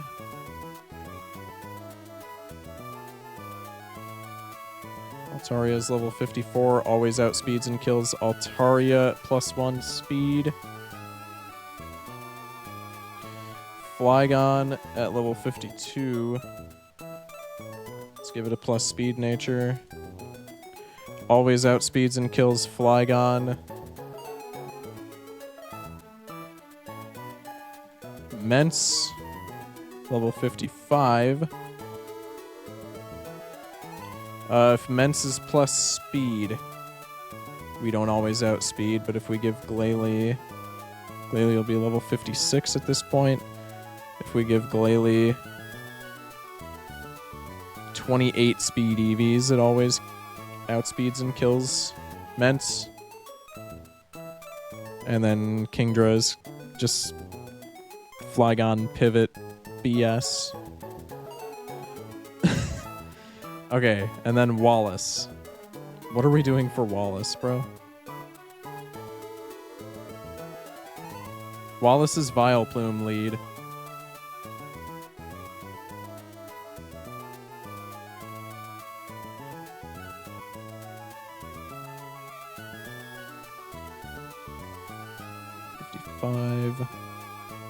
Wailord.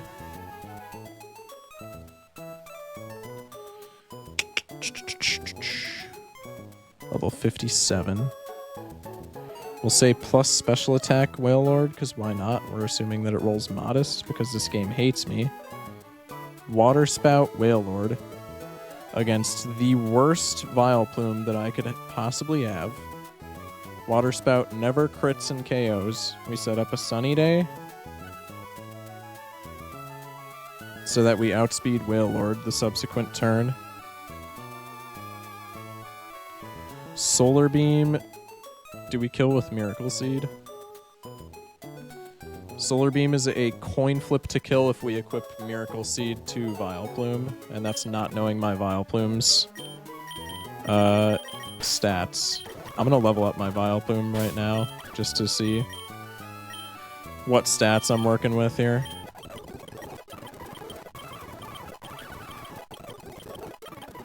Four,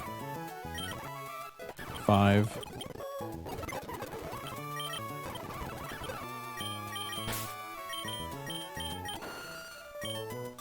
Okay, my Vileplume's special attack is 131.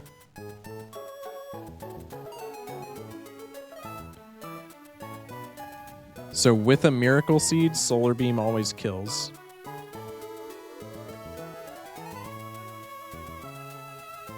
Check Tentacruel Calcs. Solar Beam against Tentacruel is a 3-hit KO. Tentacruel can just snipe back with Ice Beam. And Ice Beam, I would assume, kills. Yeah, Ice Beam usually kills, even if we don't get crit. It's like a roll. Oh wait, this will be a level 56 Vileplume at this point. I don't think it really matters. Let me check like other IVs though. Okay, 161 HP. Our Spadef is 107. Yeah, Ice Beam still usually kills, probably. Ugh.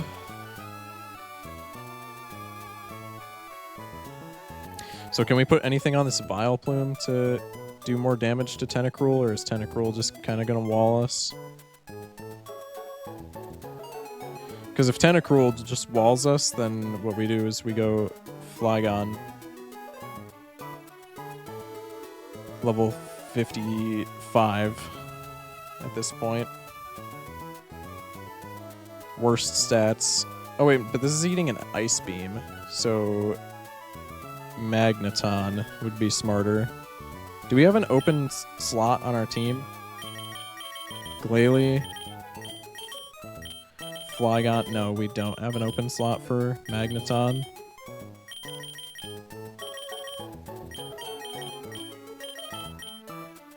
Because we're putting Vileplume in this slot, in our last slot.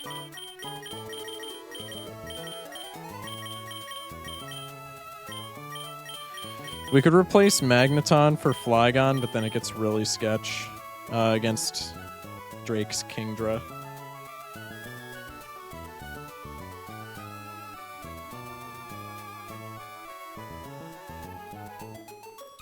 We could pivot, assuming we didn't... Well, we're assuming that we sacked Glalie against Drake. How good is Bayonet in this fight? How good is Ninjask in this fight? Ninjask is, like, not good at all, right? It's good against Ludi. It's good to switch in against Ludi. And we can use it to pivot against Gyarados and Whiscash. Gyarados is going to be a big issue. We need Magneton instead of Trapinch, dude. Or instead of Flygon. How much does a Kingdra Surf do to Magneton, and how much can we retaliate with? There's no way Magneton outspeeds Kingdra is the other thing.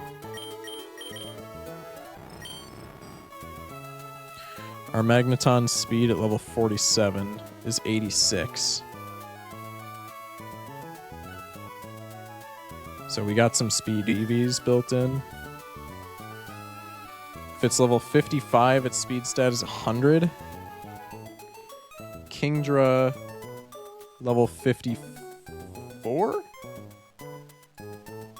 Level 53.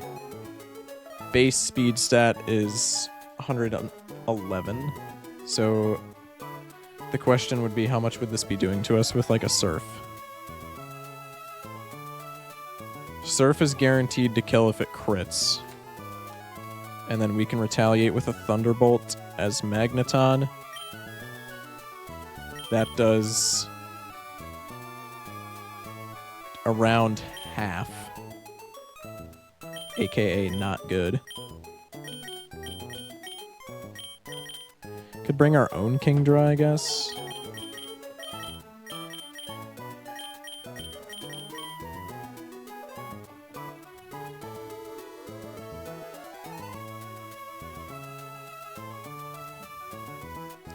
We could bring our own Kingdra.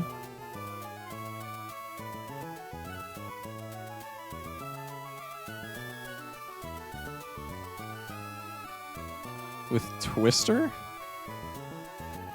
Twister, like, usually 3-hit KOs, unless we're minus special attack. Serious.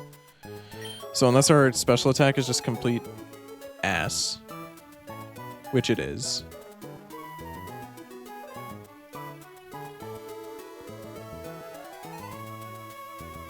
Our special attack IV is 10.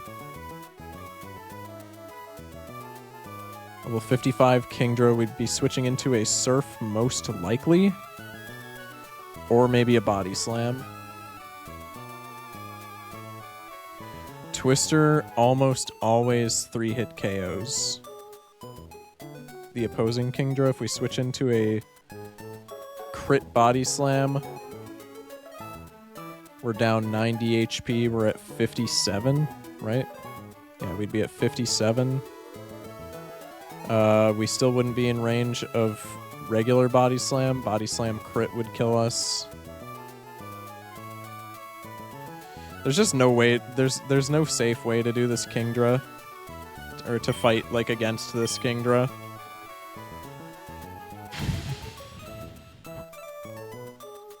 And we need more attackers for Wallace.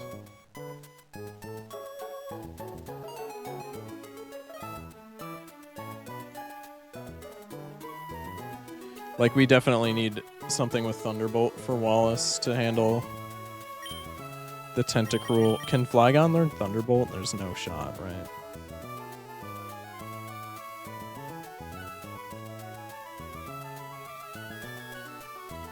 Yeah, no, Flygon does not learn Thunderbolt. How does Flygon EQ do against the Tentacruel?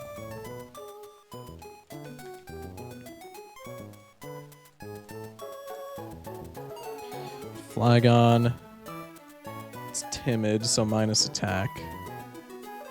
55, we'll assume it has the worst attack stat imaginable.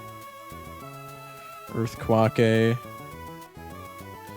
Earthquake doesn't even kill the Tentacruel, bro.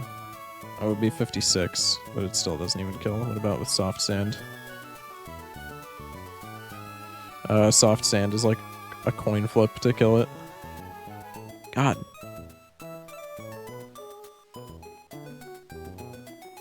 And then Flygon is like worse, is like worthless for the rest of the fight.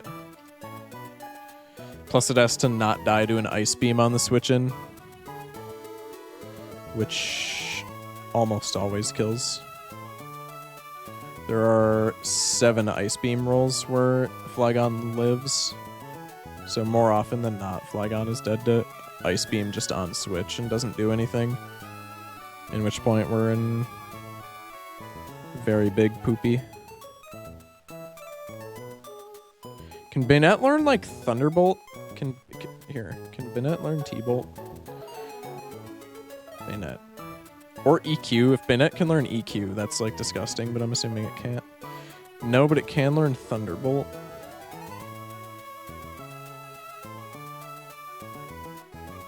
So we could switch in Banette. Banette is at this point, at the very least, level 56. We'll assume worst stats per usual.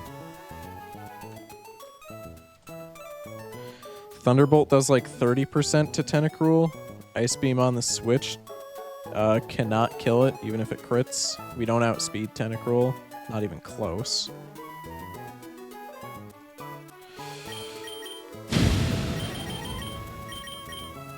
This is really hard, dude. Just straight up. Can we kill Kingdra with Starmie? Because Starmie is really good for Wallace if we can work in Starmie. Kingdra level 53 against Starmie. Level 55 at this point. 4 Spatk, 10 speed, always outspeeds Kingdra. Assuming we eat Body Slam on the switch. We take 100 HP on the dot from a high roll crit.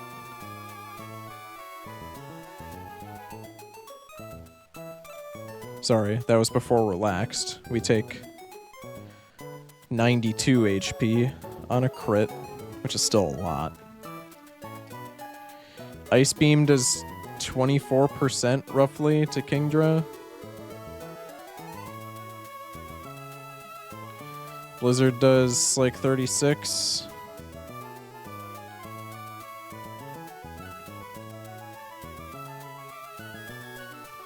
Psychic does 38-ish.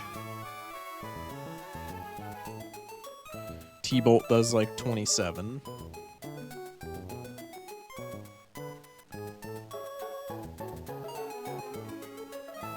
So provided we don't get crit, Starmie is fine here. And if we teach it Psychic. Oh, wait, no, it changed all my stats again, bro. Okay, so it's not fine. Psychic still 3-hit KOs. We eat a Body Slam on switch in. Does a decent amount of damage. Another Body Slam. So Body Slam guaranteed 3-hit KOs us. Oh no, it doesn't guaranteed 3-hit KO us. And if we have a Citrus Berry... Yeah, there's like an even less... Okay. So I think we just do Citrus Berry... Starmie against the Kingdra instead of Flygon.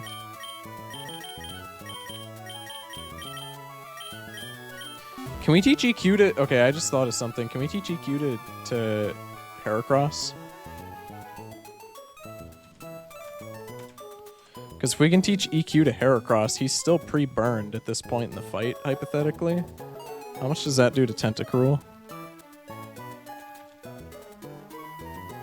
Tentacruel, level 55 against a Heracross that is at least level 56. Do we outspeed is the other thing, and I'm going to assume the answer is nay. Yeah, we do not outspeed this Tentacruel. That's the other issue. But EQ... EQ damn near kills without Guts boost, so it guaranteed Okos with Guts.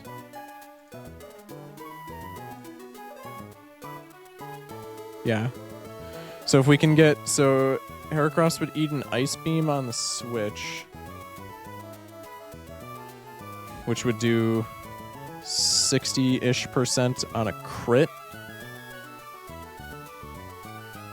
And then it would have to take another move, which would probably be Hydro Pump or Toxic.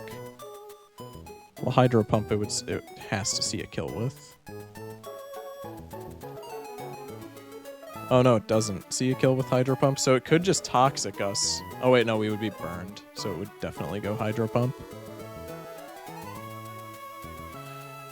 But Hydro Pump plus Ice Beam, if we don't get crit by either, does not kill. We could put a Spear Berry on Heracross in case of freeze. Or like Lum if we have that. But if we don't have Lum, a Spear works.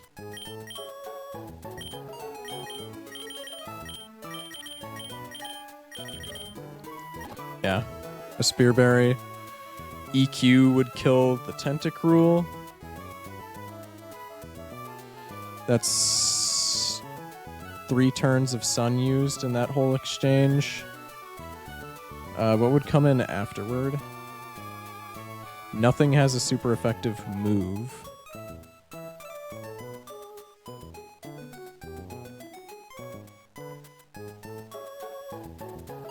So I think it would just be Colo, which we could kill with Megahorn, right?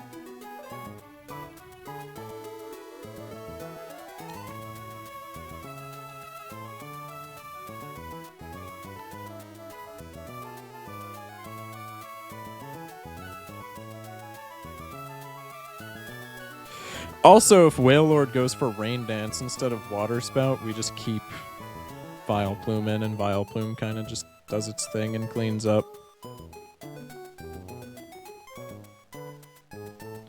Alright, I like this team. Regardless of what happens, I like this team that we have right here. So I'm gonna level everybody up.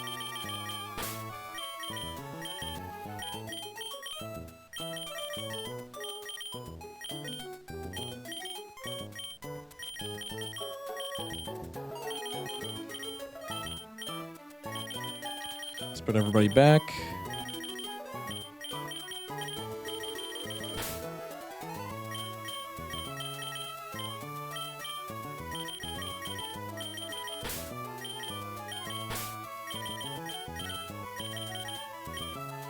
Pelipper back in the death box.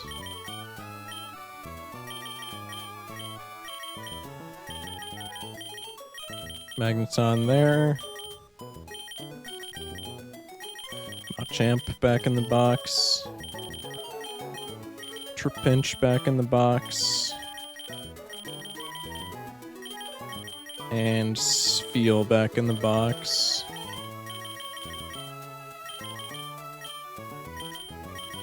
Let's put Heracross on the team. Let's put Glalie on the team. Put Staryu on the team. Put Vileplume on the team. Okay, so we need, first and foremost, before I do anything actually, let's grab Pelipper back from the box. Back from the dead box. We just need him to use Fly.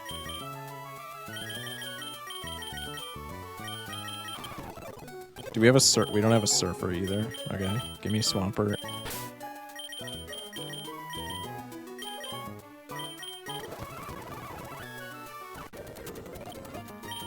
We need to fly to wherever we get the Sunny Day TM from. So it's Fortree, and then we surf. We go to the east route, and then we surf south. Yeah, like down here. Buddy attacks, cool. Get this nest ball, that doesn't matter. We want to go down here.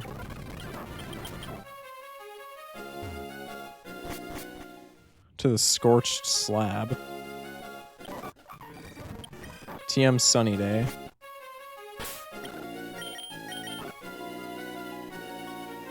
Solar Beam was in Lily Cove Department Store, right?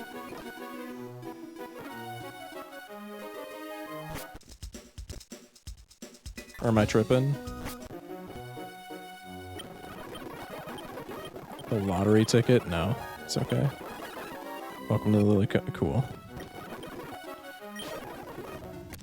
Oh, you're not going to tell us what's on what floor? Okay, cool. Awesome. Dude, this is going to be like a 6-hour stream. Oh my god. This is so stupid. I might just delay the actual fight until tomorrow, because this is wild.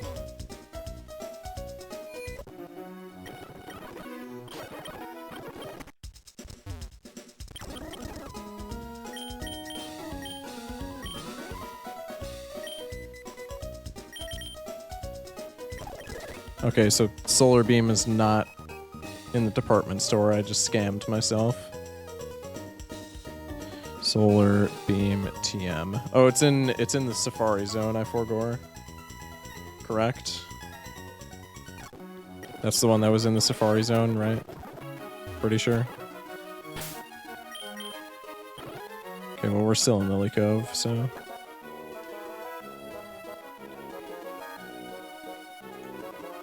And we need the Mach Bike, apparently.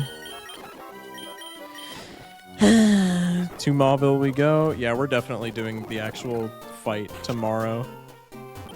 Because this is actually going to take forever.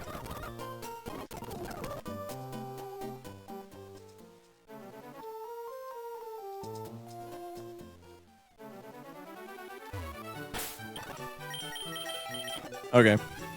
Yeah, prep is literally just going to be this whole stream. So we'll do the actual Elite Four fights tomorrow. Because otherwise this stream will literally be 8 hours long. Like, no exaggeration.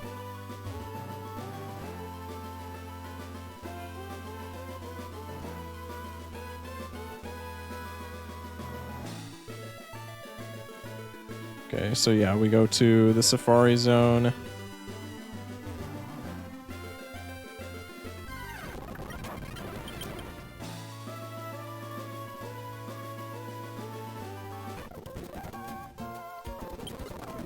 And I'm just gonna watch where this guy on YouTube goes.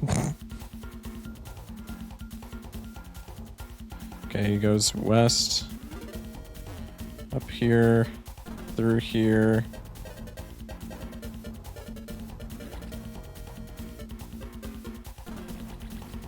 Up through here.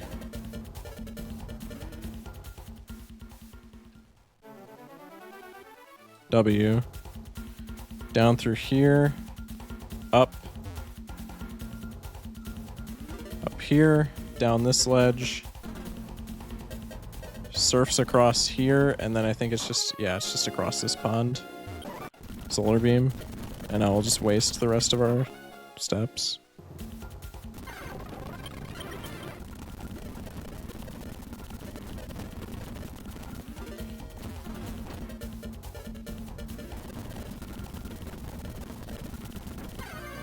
Or can I just press... Is there like a retire button?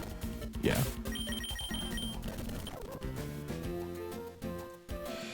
Okay. Got the solar beam TM. Jesus, dude.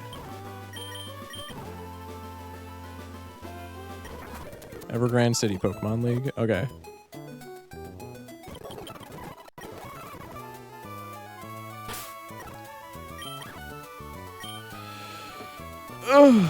Okay, so let's decide on the actual moveset that we want each of our Mons to have.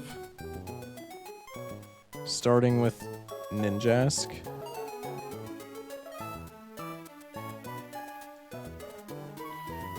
So Ninjask, we need Protect, which is not through level up.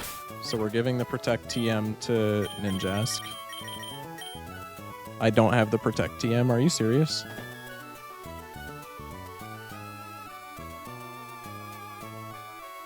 Protect TM. Do I seriously not have this?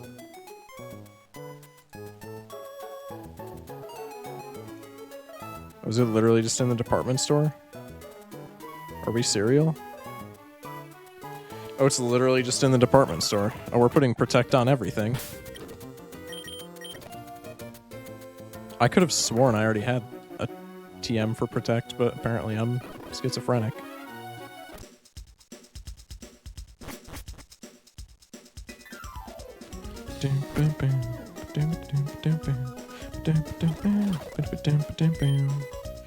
Prevents status abnormality, creates a wall of light that weakens physical attacks and special attacks. Yeah, we could do light screen strats.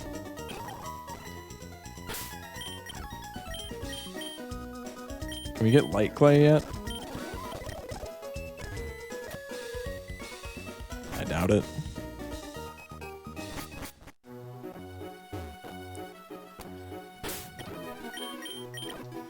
Okay. Back to Evergrande. So we need Protect on Ninjask. Thank you, Pelipper.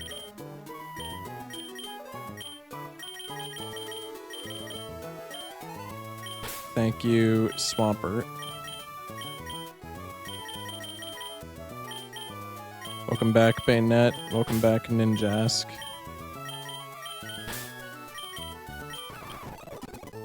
So we're definitely putting the Prot TM on Ninjask.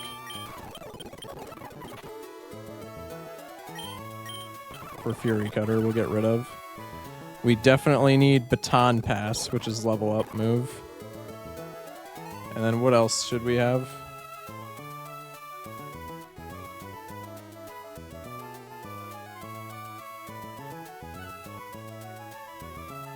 think that's pretty much all we need, to be honest.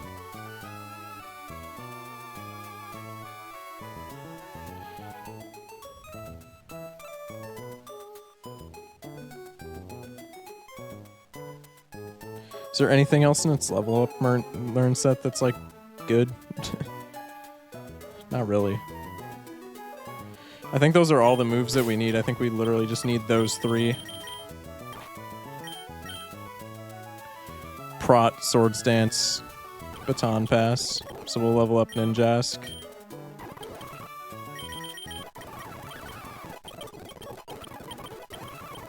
Get him to 55. Agility we don't need.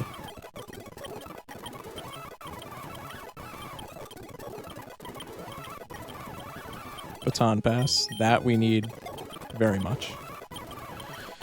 Okay, and then it's just a matter of getting to the level cap. 52, 53, 54, 55. Okay. Bayonet. We need Shadow Ball, and that's pretty much it, right? Bayonet Gen 3 learn set. We could put Curse on it for, like, niche scenarios. We can put Will-O-Wisp on it for niche scenarios. But I think all we really need is just Shadow Ball for sweeping.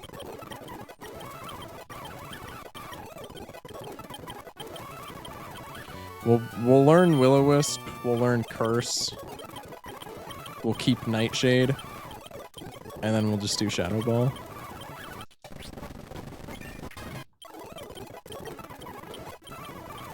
Actually, I'm gonna keep Feint Attack instead of Nightshade for, like, if Kingdra Smokescreen gets out of hand somehow. We get Shadow Ball. Okay, this will be our final Bayonet learn set, or move set.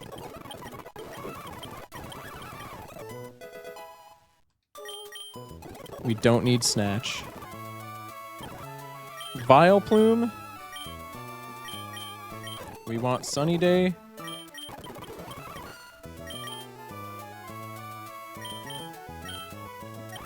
Keep it over Acid. And we want Solar Beam, which we'll do over Petal Dance. We'll keep Moonlight and Sleep Powder.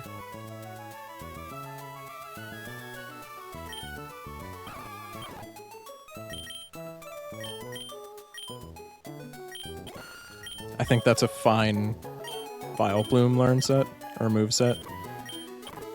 Starmie. We want Psychic. I don't remember if that's a learn set thing. I don't think it is. Starmie. Gen 3 learn set. Yeah, all it gets in its learn set is Rapid Spin, Recover, Swift, Water Gun, Confuse Ray. Don't we want Ice Beam on it too, or am I tripping?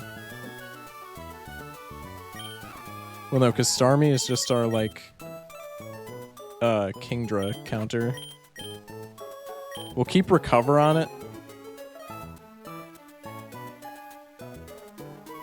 What does this camouflage us into? I don't think it would ever be useful.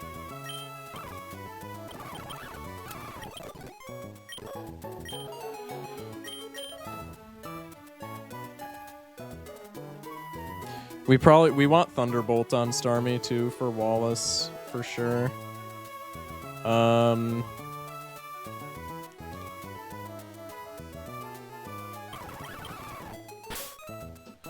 So here's what we'll do with Starmie.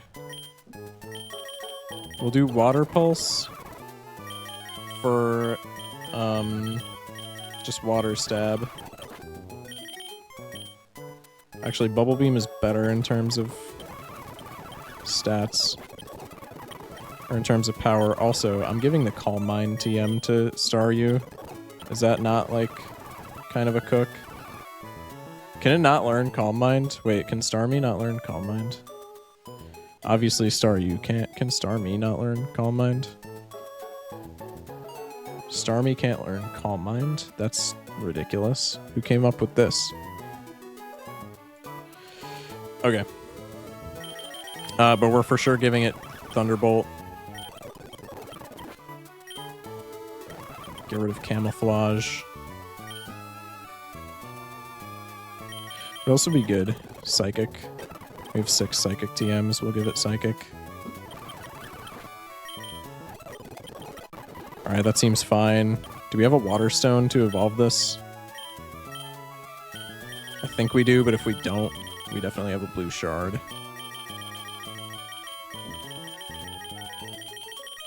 Yeah, we don't have a Water Stone, but we have a Blue Shard, so we can grab one.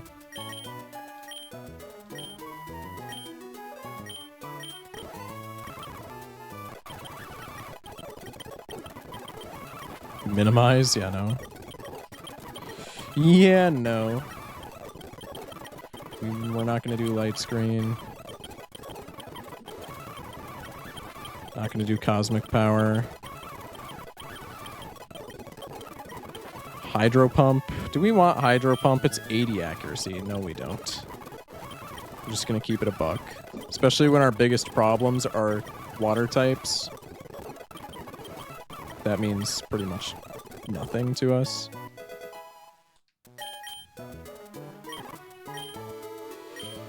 Heracross, we're giving the Earthquake TM.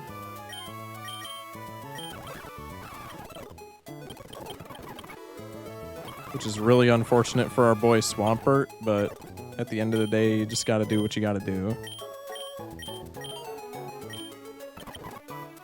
And then we'll put Megahorn on him as well, just for coverage. Because that can deal with, like, Ludi.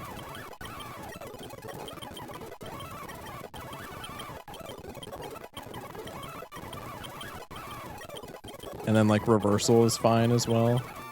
Just because Fury Attack is, like, garbage.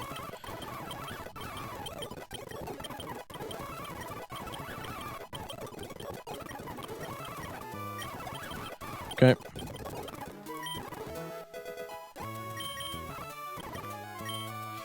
And then Glalie, we literally just want Ice Beam, and then the rest can be whatever. So what else are we putting on Glalie? Ice Beam we want. We'll keep Protect. We'll keep Icy Wind. And the other slot is just up for debate, I guess.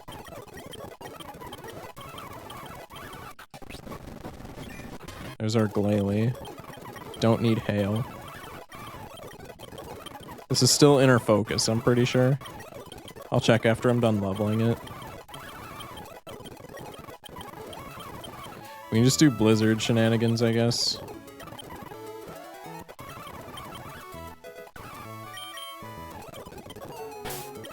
Is this still Inner Focus? Yeah, it's still Inner Focus. Okay.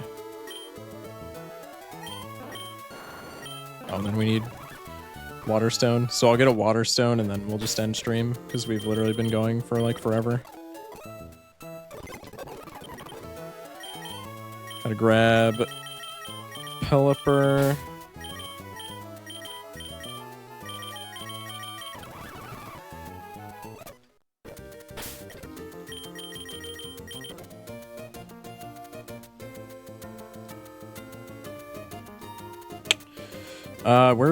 It was at Lily Cove and then you surf, right?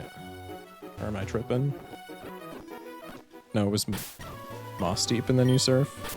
I am tripping. Yeah, it was Moss Deep and then you surf for the shards, dude. And he's just literally like right over here. Somewhere. Yeah, right here.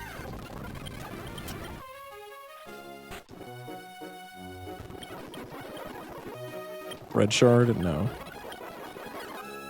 Blue shard? Okay, and then we evolve our Starmie. Or we evolve our Staryu into Starmie.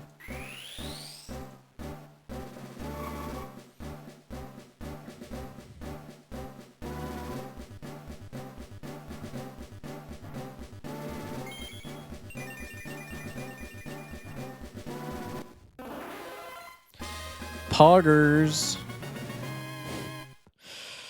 Oh my god, dude, this run's got me stressing.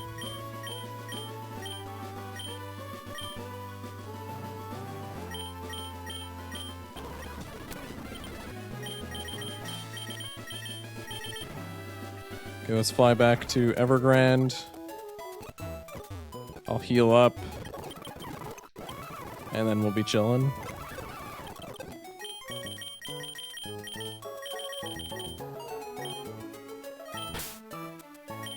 Replace Ninjask. Alright. Oh, do we still need the speed EVs on Glalie?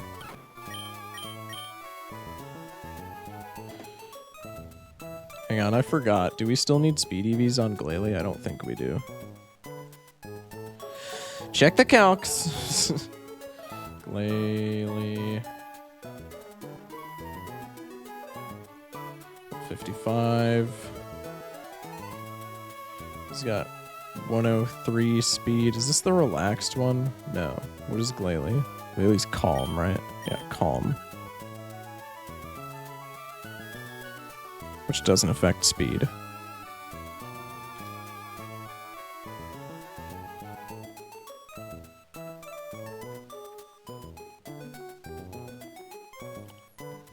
Okay, so speed IV minimum is 19. For Glalie to be at 103 speed at level 55. +1 speed puts him outspeeding Mence, I'm pretty sure. Salamence, level 55. Give it a plus speed nature. Yeah, Glalie outspeeds Mence. Does Ice Beam kill? Ice Beam on a special attack stat of 96.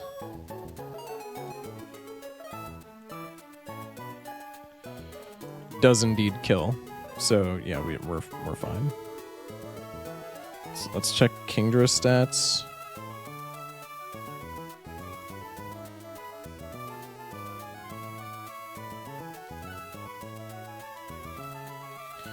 Body Slam, 4-hit KOs Glalie. Surf does more damage, no overlapping rolls, and then there's a chance to smoke screen and a chance to... what's it called?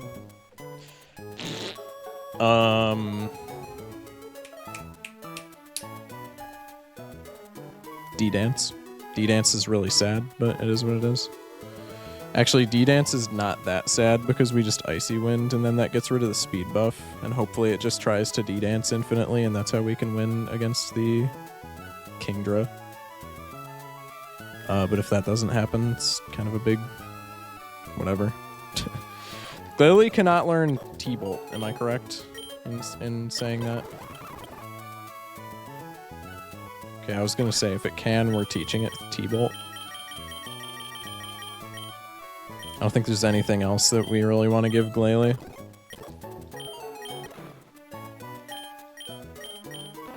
Is our Starmie's... yeah, our Starmie's stats are just as trash as we thought they were, right? Let's see how Starmie fares against, Wheellocke. Spat stat of 117. Oh, relaxed, too.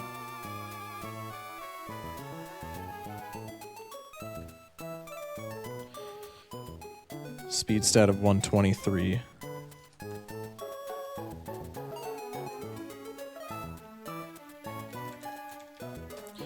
Thunderbolt against Wheellocke, level 58, right?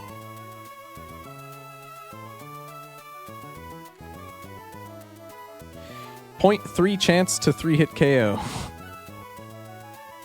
Yeehaw. About Psychic.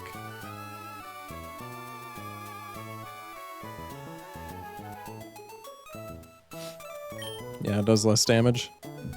We can just out-damage the Wheellocke though, right? Because, oh, Wheellocke has Recover as well.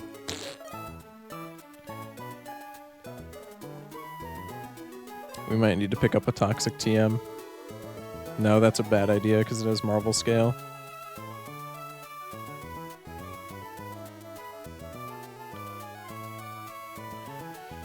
Oh, this Wheellocke's gonna be a problem. What about Vileplume? Does Vileplume out-damage it with Solar Beam?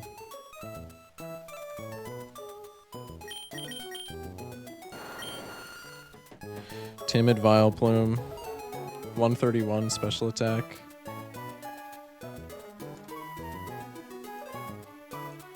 Vileplume would be 56 at this point. So it would have a 133 special attack. We don't outspeed, we do if we're in the sun. And Solar Beam with Miracle Seed in the sun does out damage Milotic. Milotic has Ice Beam though, so it could potentially Ice Beam us, but we've come too far to be worried about Ice Beams.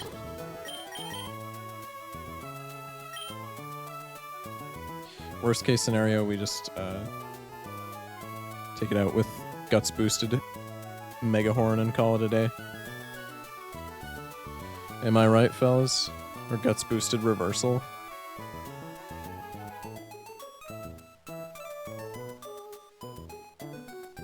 Alright.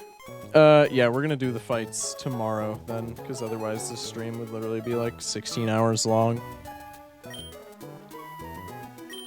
So we'll do all that good stuff tomorrow. But I am gonna save here. Holy moly, that was an ordeal. That was actually an ordeal, bruh. Good stream. Sorry we didn't, like, actually fight anything, but we're running calcs, bruh. We gotta get this. We gotta get this. We're definitely winning. We're not going back to the start after making it to the Elite Four attempt 1. All right. Appreciate everybody who stopped by, though. Appreciate all the chatters and such. Yada yada.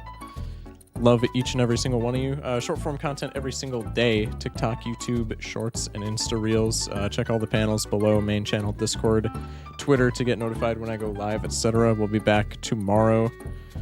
I don't know what time, so just follow the Twitter and get notified when I go live. But we'll be back tomorrow and we'll fight the league. And that's probably all we'll do, because I'm assuming that'll take a stream's length of time, but if it's not all that we do, then we can just do like random games and such. But yeah, love y'all. Have a good night. Peace out. Sleep well.